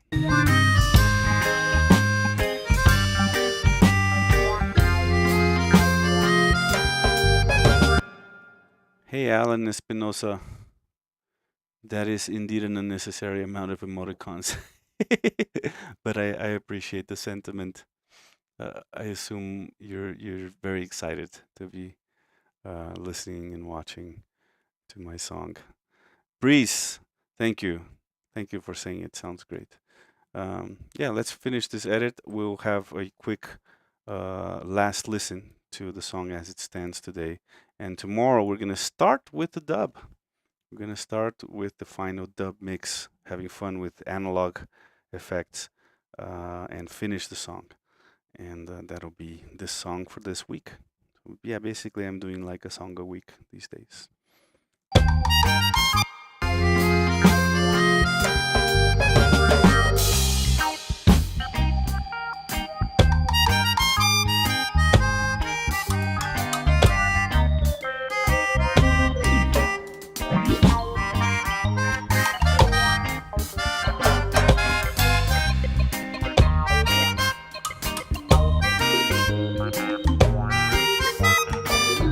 Oh, here's a wrong note.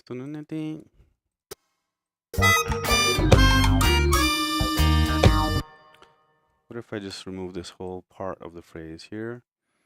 Yep.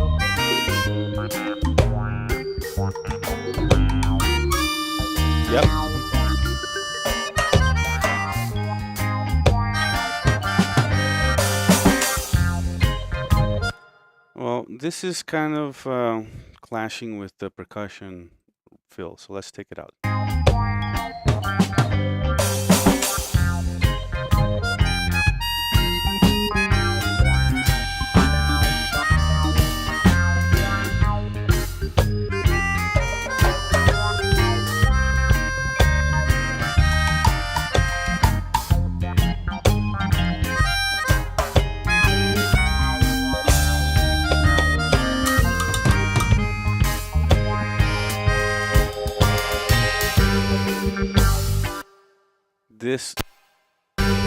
This last chord crashed. So we're just gonna remove it.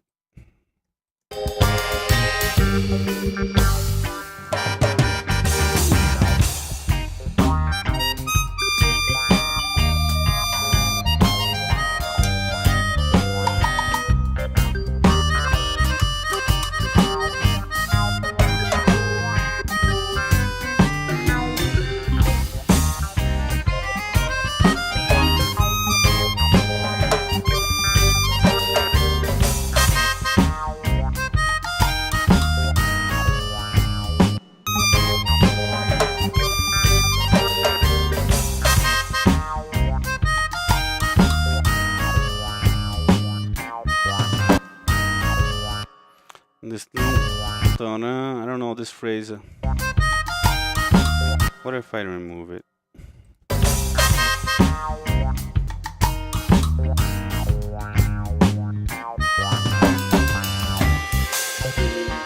Yeah, a lot of these little like spots where I don't love the melodica, when I take it out, it's like a welcome break from it. You hear more of it, what everything else that's going on. So it's fine. Maybe we don't even need this tan tan ta, right?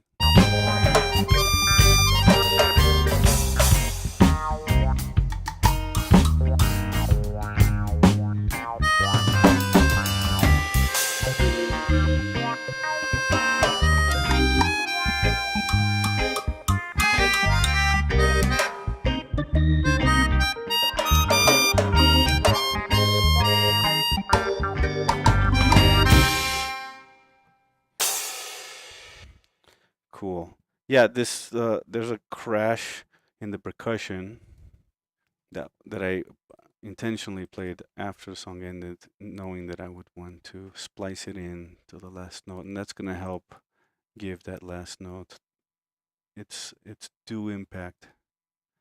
And I think that's all that's missing. It's gonna go right here. Nice.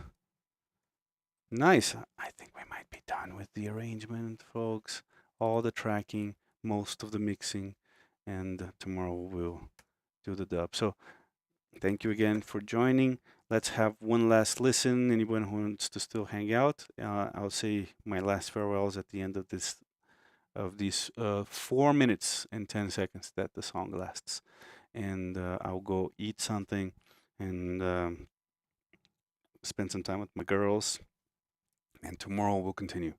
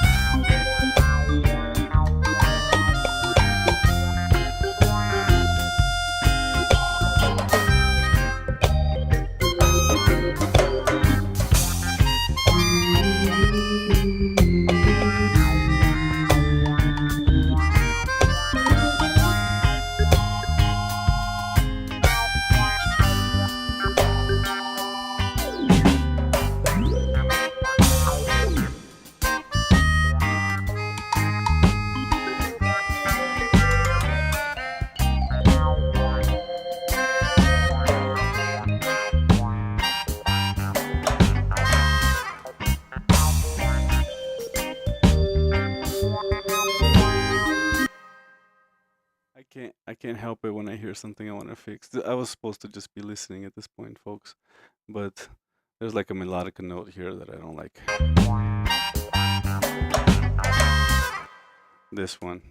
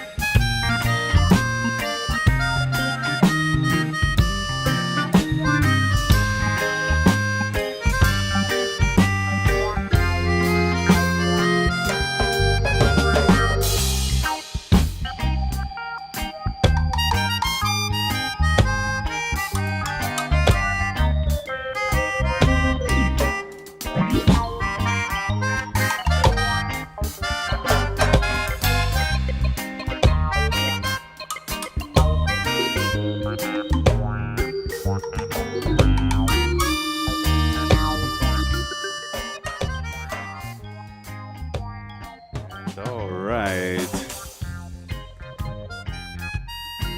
So as the song comes to a close, I'm gonna use it as background to say my farewells. Hoofjaw, you've been here. I was hoping to see you. Thank you very much for joining. I'm glad you enjoyed the live stream. And I'm sorry. I keep thinking that I'm gonna get to the dub section, and there's always more stuff to do to the song, but now we're really done with all the tracking, arranging, composing, whatever you want to call it, and most of the mixing too, because I do that in tandem with the rest. You know, I'm already always mixing as I'm composing. So that means tomorrow we start the live stream with the live dub, right? Which is great, because then we can focus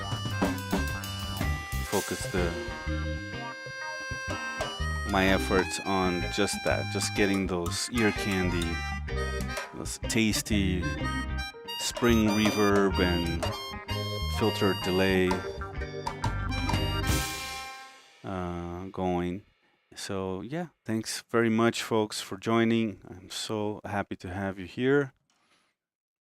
Hoof just says sorry for being quiet. I've been on nights and my head is a bit mashed. No, that's fine. I'm just glad to know that you've been here. And please, I hope you guys find time to join tomorrow, because that's going to be really fun to do the live stream of the right here. Let me just show it one more time. This is my analog dub box that I put together especially for this song and for you guys. So see you tomorrow. Stay human. Thanks again. Goodbye.